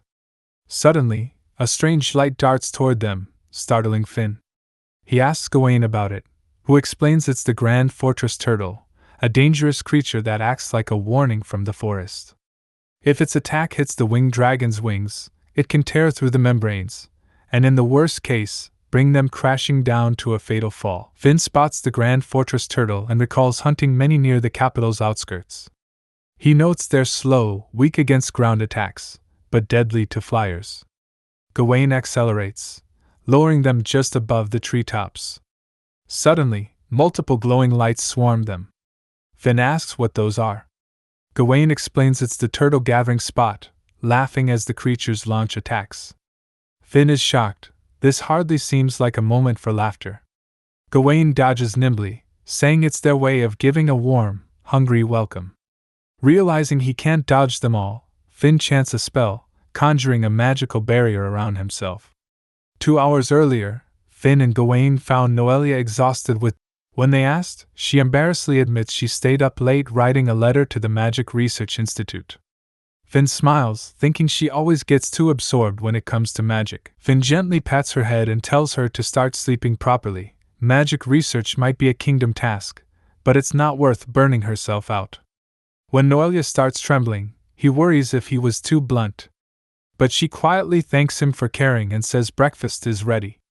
She'll take his advice and rest a bit first. Gawain instantly perks up, volunteering to carry her, but Noelia shuts that down without hesitation and disappears into her room. During breakfast, Gawain grumbles, asking if Finn thinks Noelia is acting cold toward him. She used to be much more affectionate. Finn answers that she's a grown woman now. It's only natural for her to be embarrassed when treated like a child. Gawain sighs and admits he gets it. Finn figures he must be feeling a little lonely now that Noelia's all grown up. Afterward, Gawain tells Finn to hurry up and eat. They're heading into the demonic forest today to hunt monsters and gather materials for his sword. Finn hesitates, pointing out that he's only a bronze-ranked adventurer. Gawain scoffs and asks who would dare stop someone capable of using physical enhancement magic on their first try. He rises from his seat, telling Finn to get ready. Finn assumes they'll be walking, but then Gawain grins and points outside, to the winged dragon waiting for them. Gawain asks if Finn saw him do that round trip to Lloyd's residence on the winged dragon the other day. Finn nods, still a little stunned by the memory. To his surprise, Gawain announces that he's going to explain how to catch one. Finn should try it the same way. First, throw a fist-sized rock to get the dragon's attention. When it gets mad and dives at him, toss a straw rope around its mouth. Then jump on its back and hang on until it settles down. Once it gives up and lets out a high-pitched shriek, the capture is complete. Gawain hands him a straw rope and says that if Finn uses dragons instead of walking, travel becomes a breeze. But he warns him, never land one in the middle of a town unless he wants to get shot full of arrows. That explains the arrows stuck in the dragon's back when Gawain came back the other day. Finn starts to appreciate the practicality. Traveling by dragon really would save time. But even with physical enhancement magic, could he really pull off a stunt like that? Before he can finish the thought, Gawain grabs him and lifts him up. If he's got time to stand around doubting himself, then he's got time to move. With that, Gawain hurls him straight at the dragon, shouting for him to get going already. Finn reaches the largest dragon in the group and instantly feels the pressure. This one's massive. Gawain cheers him on from below, calling it impressive that Finn's going for the big one, the same one he gave up on himself. But Finn, eyes wide and tearing up, yells back that he only ended up here because Gawain threw him. Still, there's no turning back. Finn hurls the rope and grabs onto the dragon as it lunges. The beast thrashes violently, trying to shake him off midair. Gawain calls out that if he falls, he'll get snapped in half on the way down. It hurts like hell. That only fuels Finn's frustration. As he begins slipping, he quickly chants a lightning spell and fires it into the dragon's back. The jolt sends the beast screeching in pain, but it finally starts to calm down. Gawain watches from the ground and announces that it looks like the dragon's been tamed. Later, the dragons gather around a watering hole to drink. Gawain explains that once a winged dragon surrenders, it becomes obedient to its rider. They'll even come when called with a whistle. Finn nods, impressed, and compliments his dragon, calling it smarter than expected, but Gawain casually adds that winged dragons are also delicious. Not only can they fly you around, but they make for excellent emergency rations. You can fry it or fly it, either way, it's useful. Finn and his dragon both freeze. The creature stares at him, visibly unsettled. Finn laughs nervously and promises not to eat him, then decides he should probably give him a name. Back in the present, the turtle's magical bombardment hammers them from above. Finn barely manages to throw up a barrier in time, but the force knocks them off balance. He yanks hard on the rope to steady the dragon, keeping them from crashing. They just barely manage to pull through. Gawain praises Finn for controlling the dragon so well on his first try. He laughs, saying it would have been easier to just throw up a barrier and fly high, but that would have been boring. Finn freezes. So they didn't need to fly through that chaos at all. Gawain admits the whole point was to teach him how to dodge mid-air attacks the hard way. Finn just stares at him. Gawain asks if there's something on his face, but Finn brushes it off. He finally gets it. This remote location for Gawain's workshop isn't just eccentricity. Lloyd probably stuck him out here to keep him far from the city. Gawain tells him to land. It's time to gather materials. Demol, the dragon, makes a worried sound as they descend. Finn gently pats him and says he'll be counting on him from now on. Inside the dense, misty forest, Gawain explains their first target, magic-absorbing grass. It stores mana mist, and when the seeds are crushed and mixed with other materials, it becomes a mana-efficient magic stone. After some searching, Finn manages to find a healthy cluster. Next is blood-sucking mushrooms. They only grow on the heads of demon beasts. Gawain says they just need to harvest the mushrooms, but as for the bodies, they'll have one for lunch. He tells Finn to take the heads off cleanly. Finn launches into action. Once the beasts are down, Gawain nods in approval. They're roasting the whole thing, 3 portions for himself, the rest for Finn. While eating, Finn asks what they're after next. Gawain flips through his book and taps a page, pointing out a tough, nimble monster that needs to be captured alive. They trek deeper into the woods until the dense mist parts just enough to reveal an old, moss-covered ruin. Gawain glances over his shoulder and asks if Finn's ever been inside one. Finn shakes his head. He remembers hearing about them from an old excavator back in the capital. Whether it was extermination missions or just treasure hunts, Alphine always made the call, and she never liked ruins. He pulls himself out of the memory as Gawain tells him to eat quickly and get moving. Moving fast, Finn casts stone wall magic, sealing off the corridor and boxing in the slime. It writhes and bounces, trapped. Confident, Finn steps closer and mutters that speed means nothing without an escape route. But the moment he reaches for it, the slime clamps down on his finger. Startled, he recoils, and Gawain casually explains that this species bites. It's not poisonous, just different. They only need 2 for 1 sword. Gawain tells him to catch them quickly before night falls. Finn mutters for him to help, but Gawain, watching from above, says he can't come down. The second he does, the rest will scatter. After finally pinning down 2 slimes, Finn stacks them up and steps back. Gawain praises his work. Now that they've got everything, he can start forging tomorrow. He flashes a grin, saying it'll be an unbelievable sword, but Finn gets nervous and begs for something normal. Later, back at the workshop, Finn feeds Dimmole outside while Noelia approaches. He asks if she's feeling better, and she nods, then walks over to the dragon, surprised at its size. Finn introduces Dimmole, loyal, smart, and a bit intimidating. Noelia says subduing a creature like that suits him perfectly. She asks what he plans to do with it, and Finn wonders if he can raise it himself. Noelia tells him the obvious: if he brings it into town like this, it'll be shot down on sight. But then she offers a workaround. If Dimmole wears a cloth marked with her family crest, it might pass without being attacked. She even mentions space on the riding farm behind her mansion where he could keep it. Finn pauses. With the crest, Dimmole would technically fall under the Enestrosa household. Noelia flinches, flustered. She insists it's not like that, she just didn't want the dragon getting targeted. Nothing more. Finn agrees to the plan and crouches beside Dimmole, wrapping his arms around the dragon's neck. He thanks him for helping, then adds that Noelia's helping too, so Dimmole should show her some appreciation. As if understanding, Dimmole suddenly scoops up Noelia with his claws and lifts her onto his back. Caught off guard, Finn leaps up as well to keep her steady, landing behind her and wrapping an arm around her waist. He laughs nervously, saying that was unexpected, Dimmole suddenly flying off like that. Meanwhile, Noelia is too stunned to respond. Finn's face is close, his breath brushing her cheek. Her thoughts whirl as they glide through the sky. She manages to speak, quietly saying the view is beautiful. Finn figures this must be Daimo's way of thanking her. Once they land, Finn notices Noelia's cheeks are flushed. He asks if she's running a fever or just exhausted from lack of sleep. Without waiting for her answer, he scoops her up and tells her to lie down, carrying her gently toward the house. Noelia goes quiet, overwhelmed, and just lets herself melt into his arms.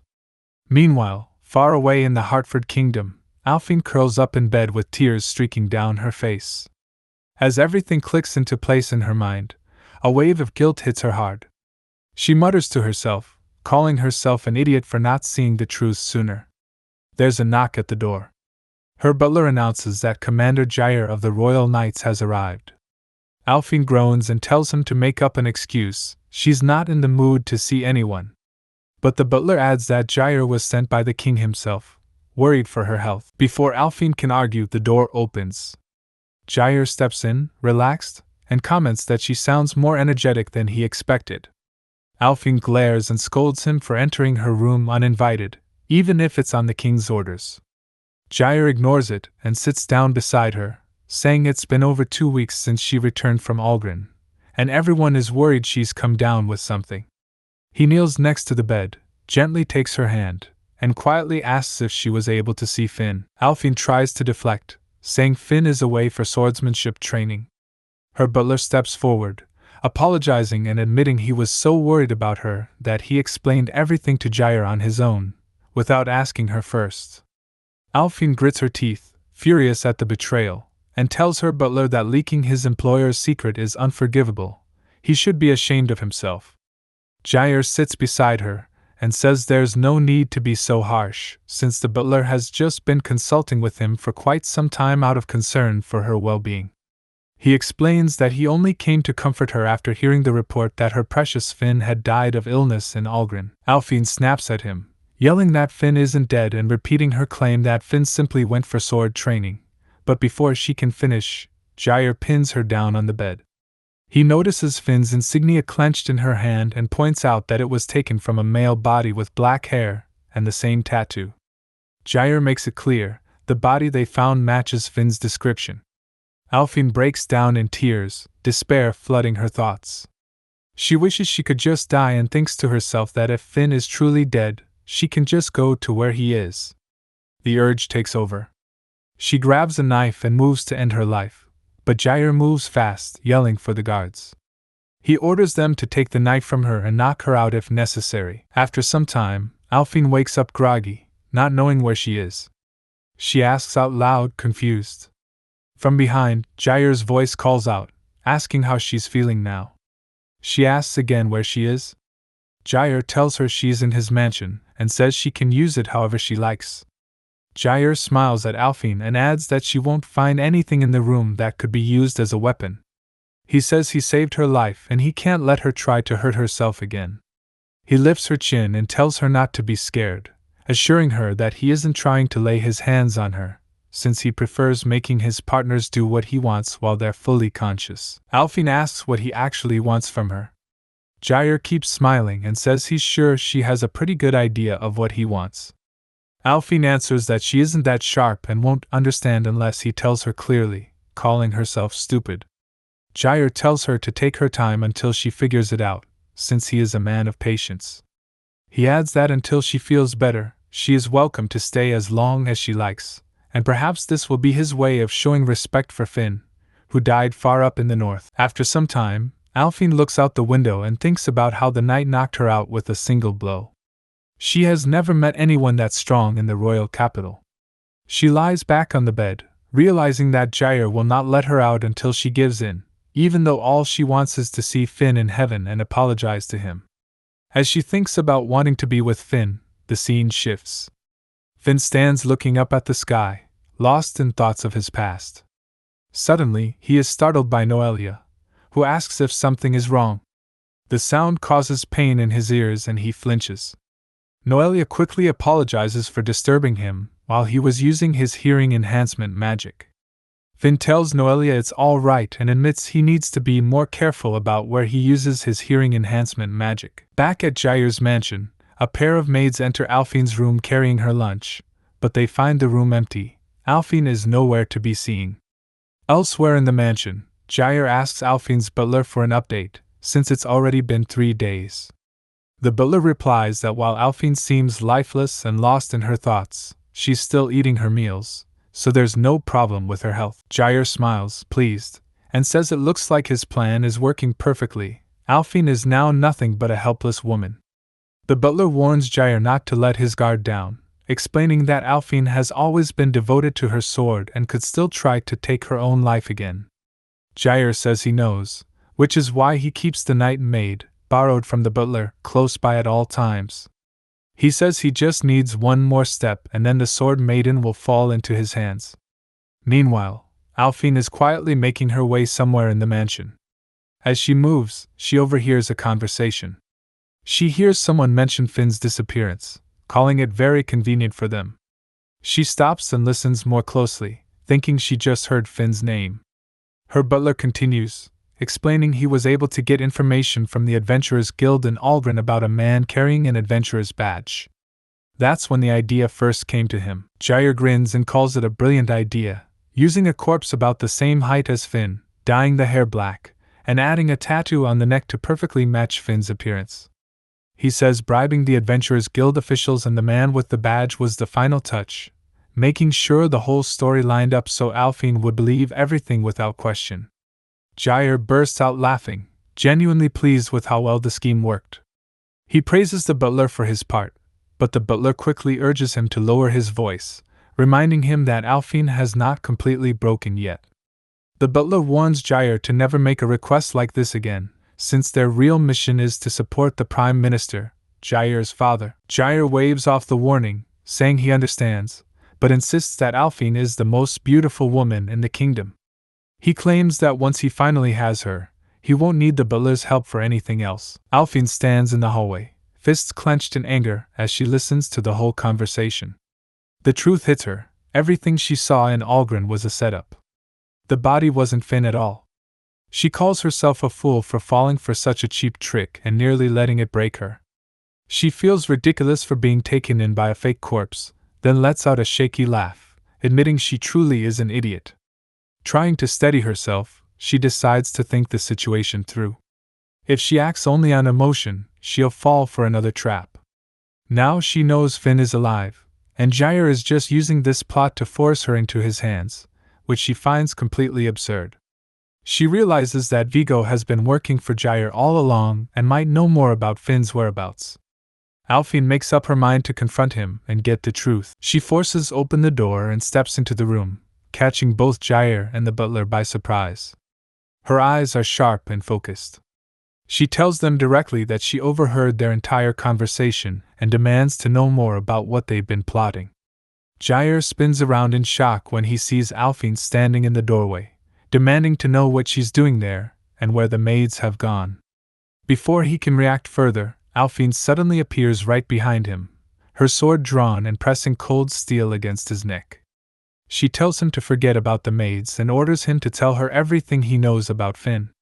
She shoots a furious glare at her butler and tells him he'd better start talking as well. Jair tries to calm her down, asking if she's lost her mind, but Alphine presses the blade closer, drawing a thin line of blood. Jair warns her that if the king hears about this, she'll lose not just her sword saint title but her noble status as well. Alphine cuts him off, saying she doesn't care about any of those titles anymore, she only wants to know about Finn. She turns to Vigo, locking eyes with him, and warns that if he doesn't talk, his real master could end up dead. Vigo tries to reason with her, telling her to calm down and put the sword away, promising to tell her everything he knows about Finn. But Alphine presses the blade even harder into Jair's neck, making the cut deeper, and demands the truth first. Jair's composure breaks, he starts to cry and begs Vigo to save him, insisting he doesn't want to die. Vigo sighs and finally speaks. He says he's sure Finn is still alive. The man carrying Finn's adventurer badge actually picked it up in the frontier city of Huguenot, intending to pose as someone else. That man later traveled all the way to Algren. Alphine quickly asks if Finn really went to the frontier. Vigo answers that it's possible, but the truth is they lost all trace of Finn in Huguenot, and have not been able to locate him since. That's all the information he has for now. Alphine fixes Vigo with a serious glare and asks if he's sure he isn't hiding anything else. Vigo answers steadily that they believe Finn is still alive, but they truly have no idea where he is now. Alphine assesses him carefully and decides he doesn't have any more information to offer. Jair, with tears still in his eyes, pleads with her to let him go now that she's satisfied, but Alphine refuses. She declares that Jair will be her hostage until she leaves the royal capital, and she tells Vigo to fetch her a carriage immediately. To her surprise, Vigo apologizes and says he can't help her with that. The moment he speaks, 2 guards crash through the window and attack her. Vigo orders the guards to protect Jair, telling them not to hold back, even if it means killing Alphine. Alphine dodges their attacks and launches herself at one of the guards, swinging her sword with all her strength and shouting that she's got him. But she's stunned when her blade fails to cut through his arm, even at full power. The guard counters, landing a powerful blow and throwing Alphine straight out the window. As she falls, Alphine notices that the guard's skin is harder than a sword and his blood is green. She realizes she can't win a direct fight against them and needs to escape and find Finn. Spotting a carriage below, she twists midair and crashes onto its roof. The girl driving the carriage, startled by the sudden impact, is about to scream, but Alphine quickly covers her mouth. Alphine tells her to stay quiet and apologizes, saying she needs to borrow the wagon. The driver, Mela, is an excavator by trade and is left trying to process the chaos. She had just been heading out to explore some ruins when, out of nowhere, the famous sword Saint Alphine drops from the sky and claims her wagon. Mela starts to get excited, wondering what kind of adventure she's stumbled into now that the famous sword saint is hiding in her wagon. As Alphine hides inside, Mela keeps staring at her with wide, sparkling eyes. Alphine warns her to stay calm and says she's going to remove her hand now, so don't make a scene. But as soon as Alphine lets go, Mela blurts out, asking if she really is the sword Saint Alphine. Alphine quickly hushes her, saying not to make noise and explaining that she won't go into details but she needs to borrow the wagon for now. Mela is clearly confused, but Alphine figures anyone would be confused if someone dropped from the sky and demanded their wagon out of nowhere. After some time, as they sit together inside the wagon parked at the roadside, 2 guards approach and peer at them suspiciously. One calls out, asking if anyone is inside. Mela answers, asking how she can help them. The guard says they're looking for a woman with black hair who recently ran away from a mansion nearby while recovering from an illness. He points out that the person inside sounds like a woman and asks what she's doing parked there. Inside the wagon, Mela quickly takes off her clothes and answers that she's just changing because she was sweating from the heat. The guards don't buy it and insist they need to check inside. When they open the door and see Mela completely naked, they both freeze up and blush, flustered by the unexpected sight. Mela glares at the guards and scolds them for interrupting a woman while she's changing clothes. She points out that, as they can see, she doesn't even have black hair. Then she asks sarcastically if peeping on women is part of their job. The guards instantly blush, apologize for their rudeness, and hurry away without further questions. After they're gone, Alphine comes out from her hiding spot and quietly asks if the coast is clear. As she thanks Mela for covering for her, Mela suddenly leaps at her and bites her cheek, startling Alphine. Mela pins her down, raving about how delicious Alphine's cheeks are and asking if she can lick them more. She even comments on how Alphine has big jugs, embarrassing her further. A moment later, Alphine is sitting up, thanking Mela again for the help, while Mela just sits there quietly, sporting a fresh bump on her head. Mela then introduces herself as an adventurer who specializes in ruins exploration. Alphine explains that she wants to leave the royal capital and head to Huguenot, and needs Mela's wagon for the trip. She offers to pay as much money as needed, saying she has plenty. Mela thinks it over for a moment, and then lights up, excitedly declaring that she'll go with Alphine, suggesting they make a love escape together. Alphine is left in shock at the sudden declaration. Mela adds that she's going to register for a job at the guild in Huguenot so they can pass through the city checkpoints easily, and says she'll also pick out some cute clothes for Alphine. Meanwhile, back at Gawain's place, Finn tells Noelia that he's going to feed Demol and the other dragons, so she can get started preparing their food. Just then, Gawain comes running over, shouting with excitement that it's finally done. Gawain grabs Finn by the shoulders, shaking him with excitement, and announcing that it's finally finished. He's made the perfect sword. He calls it his masterpiece and urges Finn to give it a try. Finn swings the sword a few times, immediately noticing how surprisingly light it feels despite its heavy appearance. He's impressed by how easy it is to handle, with perfect balance between flexibility and hardness. Looking up at Gawain, Finn grins and says it's no wonder he calls it a perfect sword. Gawain beams with pride, confirming it's his best work yet. Suddenly, a voice echoes out, saying it's honored that Master is pleased and looking forward to many years of working together. Finn freezes, confused by the word master, and glances at Noelia, who is too shocked to even speak. Finn then looks over at Gawain, who's pretending he didn't hear anything. Suspicious, Finn asks if Gawain put something extra in the sword. Noelia, regaining her voice, asks if the sword is what she thinks it is. Gawain keeps ignoring them, acting oblivious, but Noelia warns him that if he keeps pretending, she'll report him to her father and have his entire workshop relocated to the demonic forest. Gawain starts sweating nervously but still refuses to answer. Noelia steps aside and quietly tells him that if he tells the truth about the sword, she'll let the whole thing slide. Then, glaring at him in a way that looks just like her father, she demands an answer. Terrified, Gawain finally caves. He mutters that he wanted to surprise Finn, so he doesn't see why he has to reveal the secret now. But seeing no other option, he finally admits the truth. Finn's new sword is a magical sword with intelligence.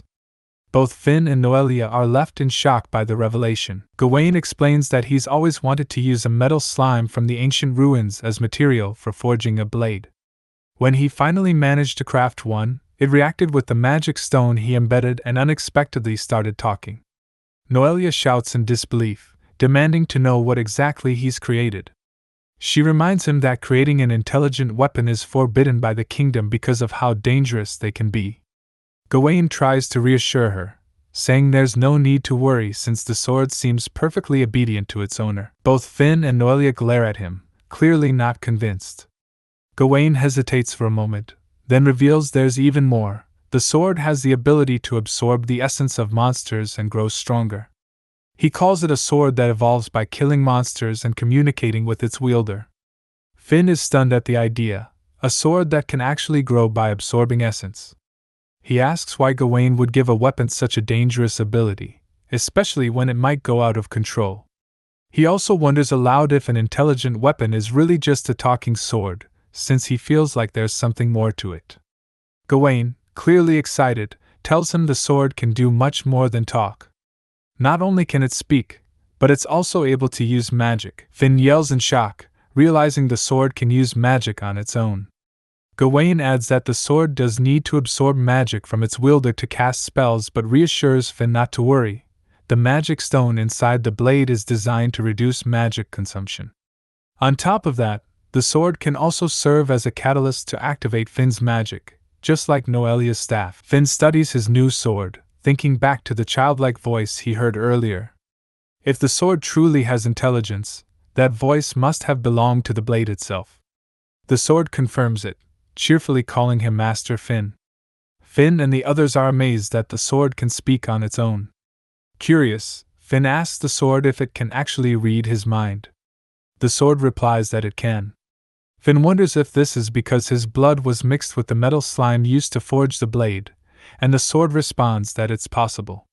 Wanting to test the sword's power, Finn asks if it can really use magic by itself. The sword says yes, but explains that right now, due to lacking enough essence, it can only use fire arrows. The sword then asks Finn for a target so it can demonstrate. Finn points toward the stove and tells the sword its target is the firewood inside, warning it not to blow up the whole stove. Everyone watches as strange sounds begin to emanate from the sword.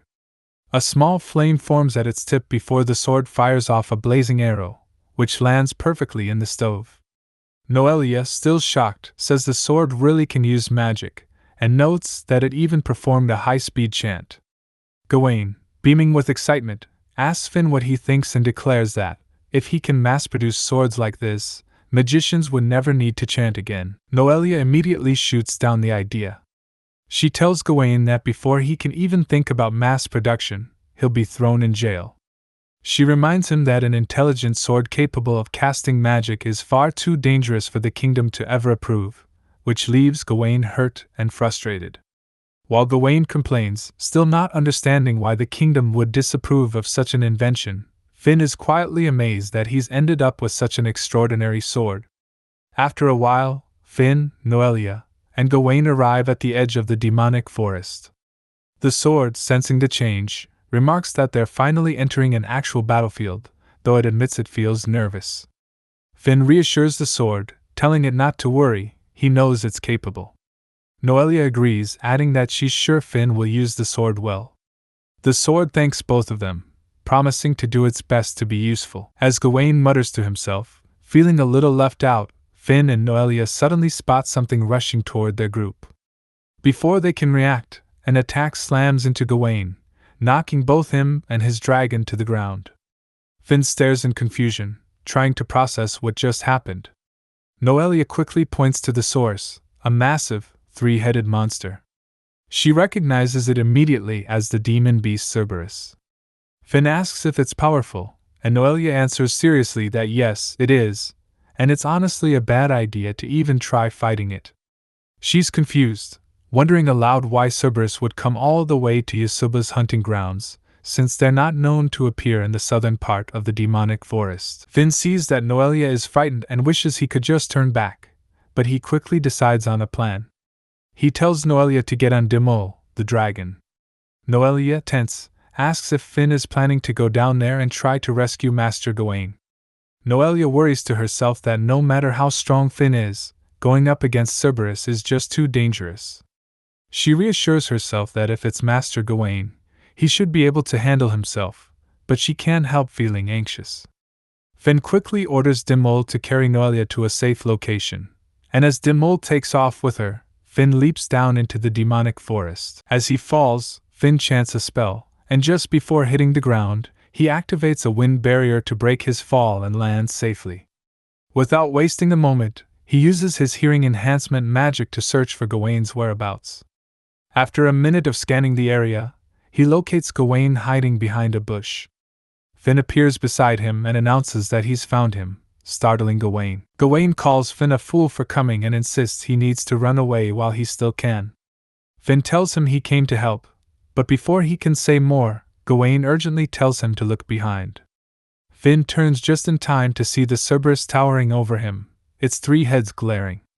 Finn's sword pipes up, asking if they're going to fight and what it should do. Finn instructs the sword to use fire arrows to hold the beast back, granting it permission to use as much magic as necessary. The sword fires off a volley of fire arrows, but Cerberus seems completely unfazed and charges at Finn in a rage. Suddenly, Gawain jumps in front of Finn and throws up a magic barrier to protect him. Cerberus immediately attacks with its dark breath, a sinister blast that begins to eat away at Gawain's barrier, threatening to break through. Finn charges straight at the Cerberus and swings his sword, aiming to cut off one of its heads. But the moment he severs the neck, the beast's wound instantly heals itself. The sword quickly encourages Finn to try again, suggesting a different approach. Finn agrees and dashes forward once more, and this time, as he swings, the sword coats itself in magic. When the blade strikes, Cerberus howls in pain, and this time, the wound doesn't heal. Seeing that the magic worked, Finn thinks they might actually have a chance. But just as he starts to gain hope, Cerberus snaps back and lunges at him. At the last second, Noelia arrives, unleashing her wind blade tornado to shield Finn from the attack.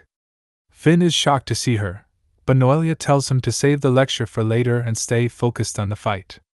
Finn quickly agrees, grateful for the backup, as Gawain calls out for them to come up with a plan. Noelia analyzes the situation, explaining that as a Cerberus, the beast's fur is highly resistant to magic, and its healing factor means it will take repeated, focused attacks to land a fatal blow. Finn responds that when his magic sword fired a fire arrow at Cerberus's wound, the flesh seared and stopped healing, so if they can keep hitting it like that, they might be able to bring it down. Gawain agrees but points out that they first need to stop Cerberus's heads from moving, otherwise, its breath attack could wipe them out in an instant. Finn says that in that case, they'll have to use much stronger attacks to finish the fight quickly. The sword suddenly suggests trying to engulf Cerberus in flames, which catches Finn off guard and leaves him a bit confused.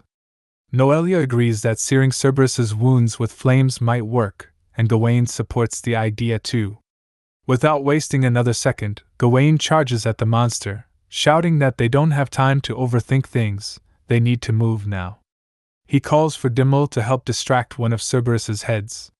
While Gawain keeps one head busy and Dimmel distracts another, Finn orders Dimmel to fly to the opposite side, setting up their attack.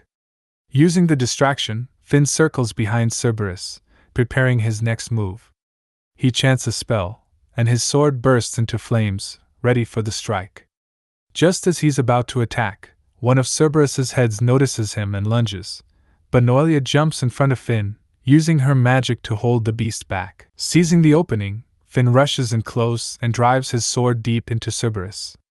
The blade unleashes a torrent of fire magic from inside, burning the monster from within and causing massive damage. Finn and his sword are thrilled to see so many flames bursting out, but Cerberus lashes out, smashing Finn and sending him flying across the clearing. Noelia and Gawain shout out in worry as Cerberus turns its full attention toward Finn. He staggers to his feet, admitting that the hit was hard, but he can still move and grip his sword. He activates body enhancement magic, determined to put everything he has into his next attack. Gawain calls him a fool, reminding him that using body enhancement magic is life-threatening, while Noelia looks worried after hearing the warning. Cerberus charges at Finn, but he dodges and lands a powerful slash to one of its heads. Leaping into the air, he focuses all his strength on the base where the 3 necks connect and commands his sword to target that spot. Finn hurls his sword with all his might at the base of Cerberus's necks. The sword pierces deep, ignites with all its magic, and burns the monster from the inside out, unleashing a final, devastating attack. Finn collapses to the ground, exhausted but relieved, saying they actually did it, even if now, thanks to using body enhancement magic at full strength, he can't move a single muscle. His sword, meanwhile, chirps with excitement, proudly announcing that it absorbed Cerberus's essence, and it tastes absolutely delicious. A moment later, Noelia and Gawain rush over, overjoyed to see Finn alive. Gawain tells Finn to eat something and recover his strength, insisting that Cerberus meat is surprisingly tasty. Finn, still catching his breath, asks if Cerberus is even safe to eat, sounding skeptical. Later that same day, Lloyd sits down with Finn to hear about what happened. Lloyd mentions that he's heard the sword Gawain forged for Finn is intelligent, and that Finn used it to defeat Cerberus. Finn confirms it's true. Lloyd then brings up the winged dragon in the stables and asks about it. Finn explains that he and Gawain caught it together, which only makes Lloyd more frustrated. Lloyd sighs heavily, scolding Finn for riding the winged dragon even after he'd warned him 3 times not to do anything reckless or frightening. Finn is confused at first, but then realizes Lloyd is talking about the dragon he and Gawain captured. Lloyd goes on, annoyed, saying he knew this would happen. Anyone who gets mixed up with Gawain always ends up causing trouble. Lloyd also warns that weapons with intelligence are strictly forbidden in the kingdom, so he can't simply allow Finn to keep it. But Noelia immediately interrupts, reminding Lloyd that Cerberus has powerful regeneration and is highly resistant to magic. They only managed to defeat it thanks to Finn's sword. Lloyd argues back, insisting that swords don't need intelligence. He says if a weapon will ever drives its wielder mad, nobody would be able to stop it, and that's exactly why such weapons are forbidden. Noelia disagrees. She firmly insists that Finn's sword won't go berserk. She's watched it in action and seen firsthand that it's completely obedient to Finn. The sword not only casts magic on its own, but also acts as a true magic sword, channeling Finn's power. Noelia explains that none of this would be possible without Finn's unique magic power. No ordinary person could wield a blade like this. Lloyd struggles to understand, but Noelia clearly states that this sword can cast its own spells and infuse itself with magic, all because of Finn. Finn backs her up and tells Lloyd how, when he struck Cerberus, the sword's flames seared the monster's flesh, preventing it from healing and allowing them to kill it. Lloyd admits it's hard to believe that a sword killed a Cerberus, but if what Finn says is true, it only proves how dangerous a magic sword like this really is. Just then, the sword itself lets out a loud yawn and starts speaking, asking where they are. Lloyd goes silent as the reality sets in. The sword is actually talking. Finn calmly confirms that the sword can speak, right in front of him. Lloyd's frustration finally boils over, and he calls Gawain a complete idiot for creating such an outrageous sword. The sword immediately chimes in, asking if Lloyd is calling it outrageous. Lloyd, still glaring, says yes, he's heard that this sword can cast magic all on its own, and he wants to know if it's true. The sword answers eagerly, confirming that it can indeed cast spells by itself, and then explains that it learned this ability by absorbing the essence of monsters. It even adds that Cerberus was especially delicious, its voice brimming with pride. The sword continues, saying that after defeating Cerberus, it unlocked around 10 new spells, everything from fire and poison to lightning and other attributes. Finn listens, shocked at just how quickly the sword is growing. He realizes that all these new abilities must be traits absorbed directly from Cerberus. The sword admits that, while it's still not as strong as its master, it feels certain it will keep getting stronger the more it's used in battle. Lloyd, still a little stunned, walks over to the window and comments that the sword is remarkably well spoken for a weapon. Without turning around, he tells Finn that if he's going to keep the sword, he should give it a proper name. That's all Lloyd has to say. He leaves the room, clearly too exasperated to argue further. Finn turns to Noelia, asking if this means her father has finally accepted the sword. She nods, saying she thinks so, though she still looks a little surprised by the whole conversation. As Finn stands there, lost in thought about what to name the sword, it quietly speaks up, telling him that it would be happiest if its master was the one to choose its name. After thinking it over, Finn suggests Dare, and the sword immediately responds with enthusiasm, happily accepting its new name. Finn lifts the sword high and declares its new name, Dare.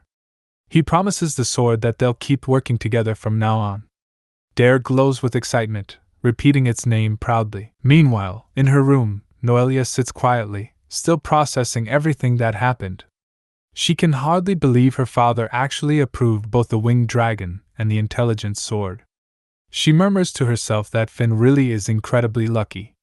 Glancing at a photo of her mother on the table, Noelia quietly reflects that Finn might even surpass her father, who is widely regarded as a hero throughout the kingdom.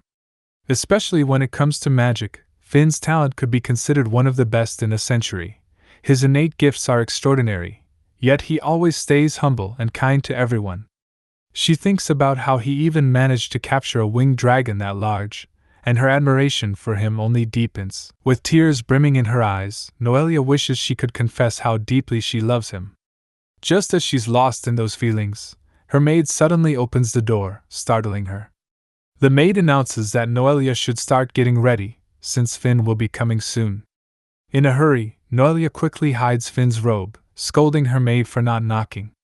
The maid assures her that she did knock 3 times, but since there was no answer, she let herself in. The maid tells Noelia it's time to wash Master Flick's robe and return it to him, causing Noelia's face to flush with embarrassment. She begs her maid to keep this a secret, and the maid promises she will. As she helps Noelia get ready, the maid remarks that it's been 20 years since she became her attendant, and she never imagined that someone as dedicated to magic as Noelia would one day fall in love. Noelia quickly tries to deny her feelings, insisting she doesn't think of Finn that way. But her maid isn't convinced. She tells Noelia bluntly that she'll never win Finn over if she stays so timid.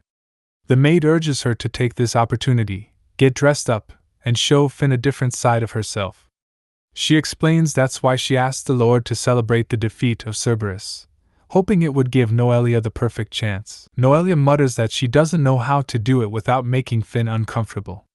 She worries about how to be close to him without making him hate her. She admits in a whisper that she really loves him, more than she's ever felt before, and it's frustrating to be swept up in these emotions, not knowing what to do next. Her maid gently wipes away her tears and tells her that she's found a wonderful love, promising to do everything she can to help Noelia's feelings reach Finn. With that, she encourages Noelia to get ready. That evening, Finn sits at the dinner table, feeling more nervous than usual. Noelia pours him a drink and he thanks her, but as he looks at her, he's struck by how easy it is to forget she's the daughter of a frontier count. Lloyd, noticing the mood, coughs and comments that Noelia seems a bit overdressed for the occasion. He then nudges Gawain to say something too. Gawain, ever blunt, tells Lloyd he's being tactless, pointing out that Noelia put a lot of effort into her appearance, especially pushing up her chest. Before he can say anything more embarrassing, Noelia swiftly uses silence magic to shut both her father and Gawain up, turning the room quiet in an instant. Suddenly, a new voice cuts through the silence, complimenting Noelia on how much her magic has improved. Noelia immediately recognizes the voice. It's her master, Linus, the famed sage of wisdom. He explains that he received a letter from Suzanne early that morning, letting him know Noelia had taken on a disciple, so he decided to visit in person. Finn quickly stands up, apologizing for the late greeting and formally introducing himself, respectfully calling Linus the sage of wisdom. Linus approaches with a friendly smile, shaking Finn's hand. He mentions that he's already heard quite a bit about Finn from Noelia's reports, then turns to Noelia and teasingly says that her new disciple is quite the handsome lad, praising her for choosing so well. Noelia blushes at the compliment, clearly flustered. Linus tells Finn that if he's Noelia's apprentice, then by extension, he's also Linus's grand disciple, so there's no need for any formalities between them. At last, Gawain manages to break through the silence magic and pipes up, saying that Finn is an interesting kid. He actually managed to master Gawain's physical enhancement magic. Linus laughs and admits he never thought anyone would actually pick up that wacky technique. Gawain agrees, adding that not even Noelia could master it, so he'd pretty much given up on passing it down, until Finn came along and inherited it. But Lloyd quickly cuts in, warning everyone not to be too easy on Finn. He insists that the only thing he recognizes in Flick is his natural sword talent. Linus simply sits down with a sigh, smiling as he says it looks like he's finally found a promising young talent worthy of inheriting that stuffy old hero title. Lloyd replies that, while Finn clearly has talent, there are still plenty of things he needs to work on, so he can't just hand him the hero title yet. Noelia quickly tries to steer the conversation away from their complicated debates, and asks her master to focus on Finn's sword instead. Linus listens as Finn explains everything about the weapon. He describes how he can imbue the blade with different offensive magic and activate those spells with each cut. Linus points out that if Finn can apply various magical attributes to the blade, he could exploit an enemy's weakness more easily. Still, he admits it's unusual to hear about a magician using a sword this way. Noelia agrees, saying it's exactly that combination, Gawain's and Linus's physical enhancement magic with Finn's magic sword, that could be a revolutionary discovery. She adds that she wants to continue studying this new magic together with Finn, which catches Lloyd off guard. He looks ready to stop her from getting further involved, but just then, a soldier bursts into the room. The soldier urgently reports that the Adventurers Guild has sighted an abyss walker-like creature in the demonic forests. The guild master confirmed the news with reports from adventurers who survived a recent attack. There's no mistaking the danger. Lloyd immediately orders Commander Mice to gather the soldiers, place adventurers on guard around the city, and instruct all citizens to stay indoors until it's confirmed safe to go outside. Mice, already moving, asks the soldier if he can still run, and the man nods. Linus turns to Lloyd and says he'll join the expedition as well. Everyone in the room is focused on confirming the Abyss Walker's presence and reporting back to the king. They need to move quickly to the demonic forest. Hearing this, Finn feels a surge of emotion. Memories of his past flood back. He remembers how he and Alphine lost their parents to the Abyss Walkers. Lloyd apologizes for having to end the celebration early and tells Finn that he'll have someone prepare a room for him, planning to leave him behind for safety. But as Lloyd is about to leave, Finn steps forward and asks to join the expedition. He says that if the Abyss Walker who killed his parents has returned, he can't just stand by and do nothing. Lloyd looks at Finn's determined expression and, after a brief hesitation, agrees to let him come along. Finn is surprised by the approval but quickly recovers, saying he'll go ahead first on Dimol to scout out the situation in the forest. Lloyd, a bit taken aback, realizes that the winged dragon is finally proving useful at a crucial moment.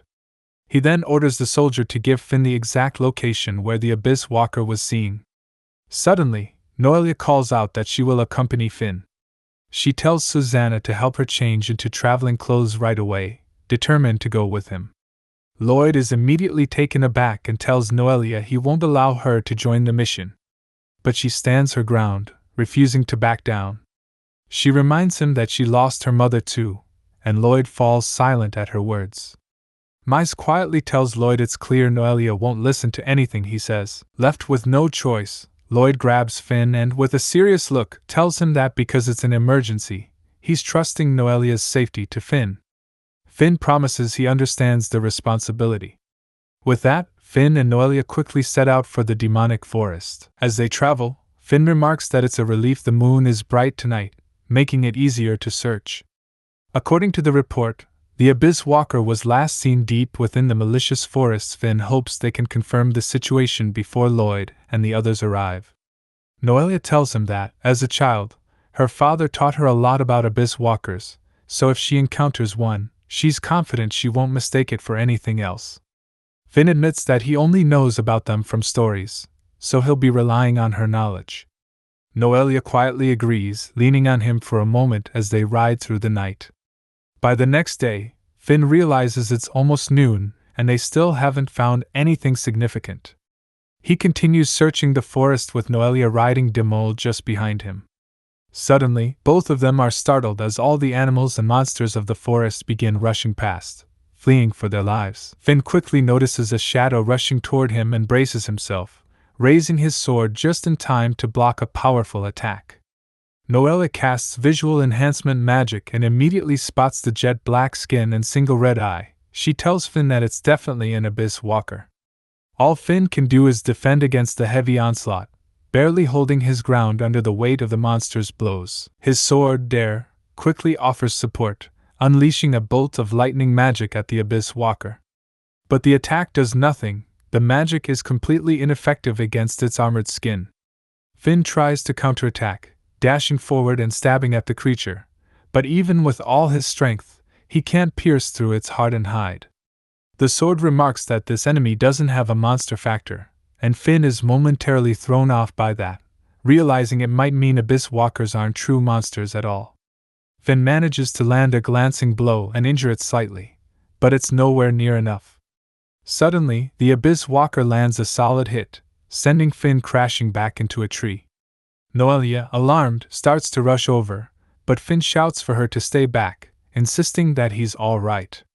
He realizes that if he hadn't used body enhancement magic, that last attack could have been fatal. With his sword and magic both failing to make an impact, Finn wonders if Abyss Walkers have always been this strong. He forces himself back to his feet, determined not to let the creature gain any more ground. He knows he has to find another way to beat it, no matter what. Finn knows if he can't do something about the Abyss Walker, then the same tragedy from 20 years ago could repeat itself. But just then, to his surprise, the Abyss Walker disappears from there as if it never existed. After a while, Noelia is healing Finn, her face growing redder as she heals the different parts of Finn's body, her hands lingering a bit longer than necessary. Finn notices her embarrassment and asks why her face is so red and if she's getting tired, telling her that he can take care of it himself if needed, but she quickly gets on top of him, insisting that she's perfectly fine and he should let her heal him.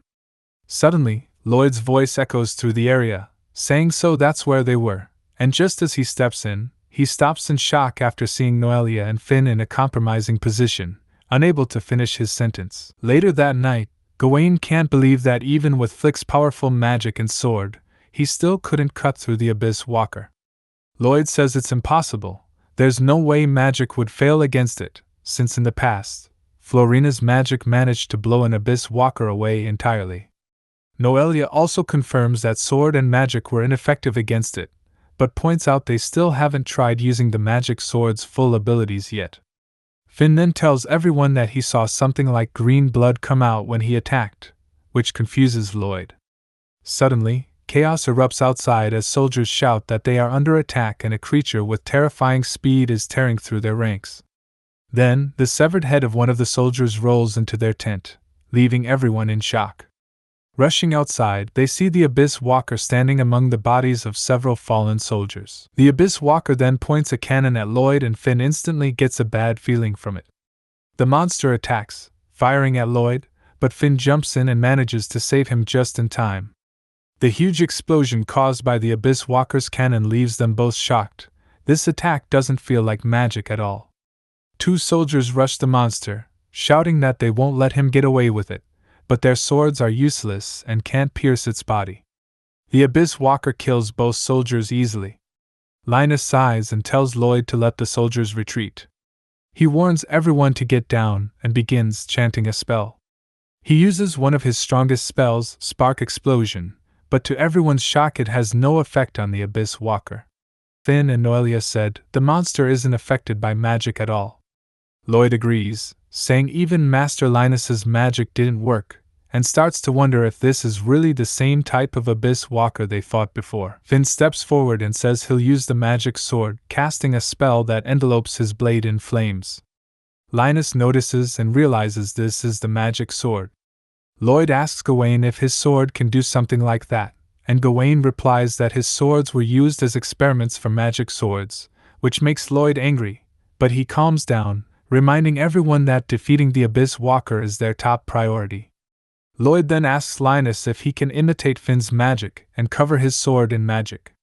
Linus uses the same magic as Finn and Lloyd's sword is also covered in flames, ready for the next attack. Linus warns Lloyd that unlike Finn's magic sword, the effect and duration of this spell are unknown, so he can't guarantee Lloyd's safety. Lloyd replies that it's an emergency, so there's no need to worry about that, then dashes toward the Abyss Walker and attacks with all his strength. He's shocked by the power of the magic but sees that it's effective, thinking this might actually work. Lloyd shouts for Finn, and he leaps from above, striking the Abyss Walker with full force. Together, they manage to kill it.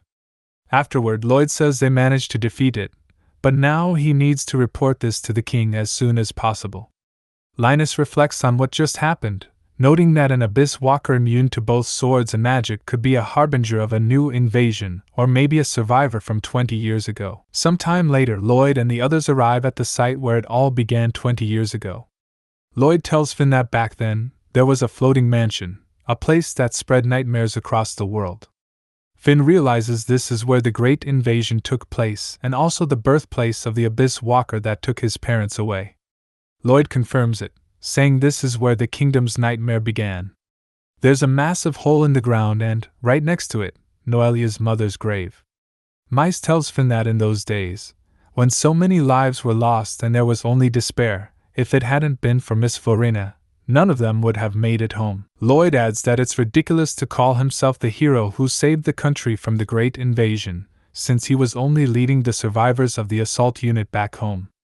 Finn pays his respects at the soldiers' graves, thinking that because Lloyd is alive, everyone can remember the terror of the Great Invasion and stay prepared for the future. He quietly thanks the souls of the fallen, reflecting that his own generation has never lived through the invasion. They only know what the surviving adults have told them. Finn then turns to Lloyd and asks if he would allow him to learn more about the tragedy that happened during the Great Invasion. Lloyd nods, saying that soon, there will be even more things the younger generation must be ready to handle. Noelia adds that she wants to continue researching the Abyss Walkers and magic as well. Linus is pleased to hear this, saying with young people like them around, the future is in good hands. He points out that Lady Noelia is already 20 years old, so it's about time they start passing things down to the next generation. Noelia gets embarrassed, protesting loudly that it's way too early for that. Before she can finish, Lloyd cuts in, agreeing and warning that he'll chop up anyone who tries to take Noelia away. After returning home, they immediately arrange a meeting to discuss the situation with the Abyss Walker and what steps to take next. Guild Master Arnold informs everyone that the blockade has been lifted since it's now confirmed to be safe. Linus points out that despite their extensive search, they only managed to find that single Abyss Walker from before. Lloyd wonders if that individual has really been hiding in the malicious forest for the past 20 years since the Great Invasion. Mice reports that adventurers often enter and leave the malicious forest to hunt monsters, so it wouldn't be strange for the Abyss Walker to have gone undetected all this time. Gawain adds that maybe it's a new Abyss Walker that just crawled out of the Abyss Fall. He remembers that during the Great Invasion, even Cerberus, who usually stays deep in the forest, came out, so maybe there's some kind of influence at work. Finn listens closely and takes notes on everything. Then he hears that before the Abyss Walkers first appeared, a mysterious pillar of light rose from the large hole. Mice agrees, saying he remembers people in the city talking about something like that, but this time there were no such signs. Gawain wonders if that's the case, then where did this Abyss Walker actually come from, as everyone tries to make sense of the situation. Suddenly, Guild Master Arnold raises his hand and admits he has troubling news. The Adventurers Guild has held meetings across multiple parts of the kingdom, and it seems monsters similar to this Abyss Walker have been spotted in other regions. The other local guilds haven't taken the reports seriously yet and have refused to investigate properly. As soon as Lloyd hears this, he explodes in anger, demanding to know when Arnold first heard about these sightings and why he wasn't informed immediately. Arnold explains that he first got word about it half a year ago, and before that, similar reports had been coming in from various guilds. Most of those reports were made by novice adventurers, so they weren't given much credibility. But this recent incident was reported by a survivor of the Great Invasion, so he decided to bring it up now. Lloyd interrupts furiously, telling him to be quiet. He scolds Arnold, calling him a fool for dismissing reports based on adventurers' ranks, and says that if they'd known about this half a year ago, they could have prepared and responded properly by now. The guild master bows deeply, apologizing and admitting he never realized Abyss Walkers could still exist. He insists on taking responsibility and offers to resign immediately. Lloyd shakes his head and tells him that resigning won't help anyone. The situation is already serious, and if the guild master quits now, it'll only throw the guild into chaos. He instructs him to report even the smallest, most suspicious detail from now on, no matter what. Gawain suddenly chimes in, pointing out that if that's the case, there could be more Abyss Walkers lurking somewhere in the kingdom. The whole room goes quiet and stares at him in disbelief, and Gawain realizes maybe he shouldn't have brought it up, but the possibility hangs in the air. Lloyd answers that he's already sent a letter to the king by horseback, but things in the capital are complicated. The aristocrats don't work well together, and the Prime Minister, Radgriff, along with his child, is especially likely to intercept or block Lloyd's report. They probably hate the idea of Lloyd's authority expanding if he's given power as a countermeasure against the Abyss Walkers. Finn's mind drifts to the Radcliffe family, remembering that when Alfine was granted the title of Sword Saint and made a noble, it was the Radcliffe aristocrats who pushed for her status. The Prime Minister's son had pressured the king over and over, even though Alfine herself hated the man. Linus agrees, saying if it's Prime Minister Radcliffe, he's certain the report would just be dismissed out of hand. He says he'd like to personally warn the king, but with the threat of the Abyss Walkers combined with the kingdom's constant power struggles, they risk the country plunging into war again. As the weight of the situation sinks in, everyone falls silent, realizing just how complicated and dangerous things have become. Gawain shakes his head, frustrated by the kingdom's indecisiveness. He mutters that the kingdom's useless. There's no choice but to mass-produce those intelligent weapons he's created. Lloyd snaps at him immediately, saying it's way too early for that. He insists that Dare's situation is still contained within their domain, and with his authority, he can cover it up for now. But Lloyd reminds everyone that creating intelligent weapons is a national taboo, and mass production absolutely needs the kingdom's approval. Noelia, busy scribbling down everything in her notes, speaks up. She agrees that the kingdom's rules matter, but she points out that the only real weapon against an Abyss Walker is a magic sword. If they wait for the slow approval process, the whole country could fall before anything gets done. Gawain, thinking it over, says if intellectualization isn't permitted, then he'll just come up with a new way to enclose magic into the sword itself. Everyone is caught off guard by this. He's confident that if he can work out a technique to wrap magic around a blade, they might be able to recreate the same effect as Linus's flaming sword. He turns to Finn and asks him to bring Dare over. Finn rushes out and comes back quickly with the sword in hand. Dare, still sleepy, yawns and asks what's going on. Gawain immediately starts his explanation, telling the sword that it's actually a magic stone and that he's beginning to understand a bit more about the source of Dare's abilities. If his experiments go well, they should be able to forge new swords with the same effect as Linus's flame weapon, without crossing the line into forbidden territory. Linus points out that if Gawain manages to complete his new sword, it could be their best bet, especially if the kingdom doesn't act in time. Lloyd agrees, noting that there's no law against forging swords, so he gives Gawain official approval to use the necessary funds. Gawain immediately requests a workshop inside the mansion, which annoys Lloyd, but he gives in and tells him not to cause trouble this time.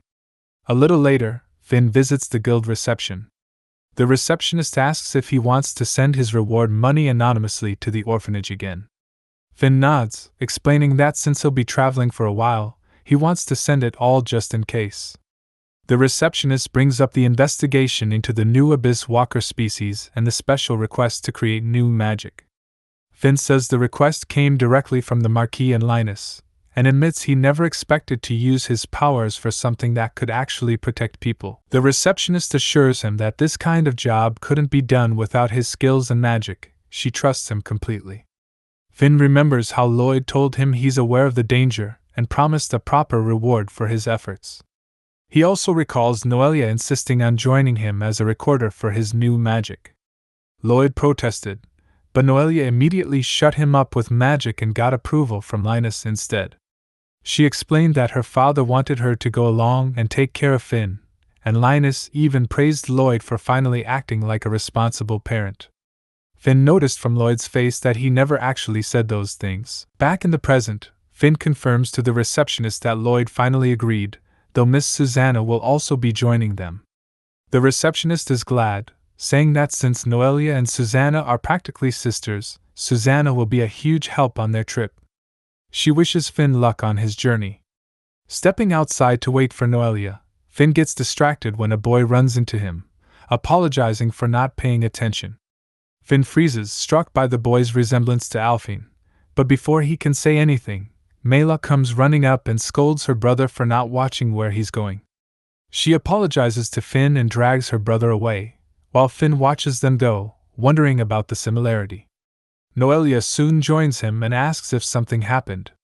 Finn brushes it off, thinking to himself that Mela called the boy her brother, so it must just be a coincidence, and tells Noelia it's nothing. Alright, that's a wrap for today. If you enjoyed the video, hit like. And if you're new here, sub before the algorithm forgets I exist. Drop your favorite moment in the comments, and I'll see you in the next one. Bye.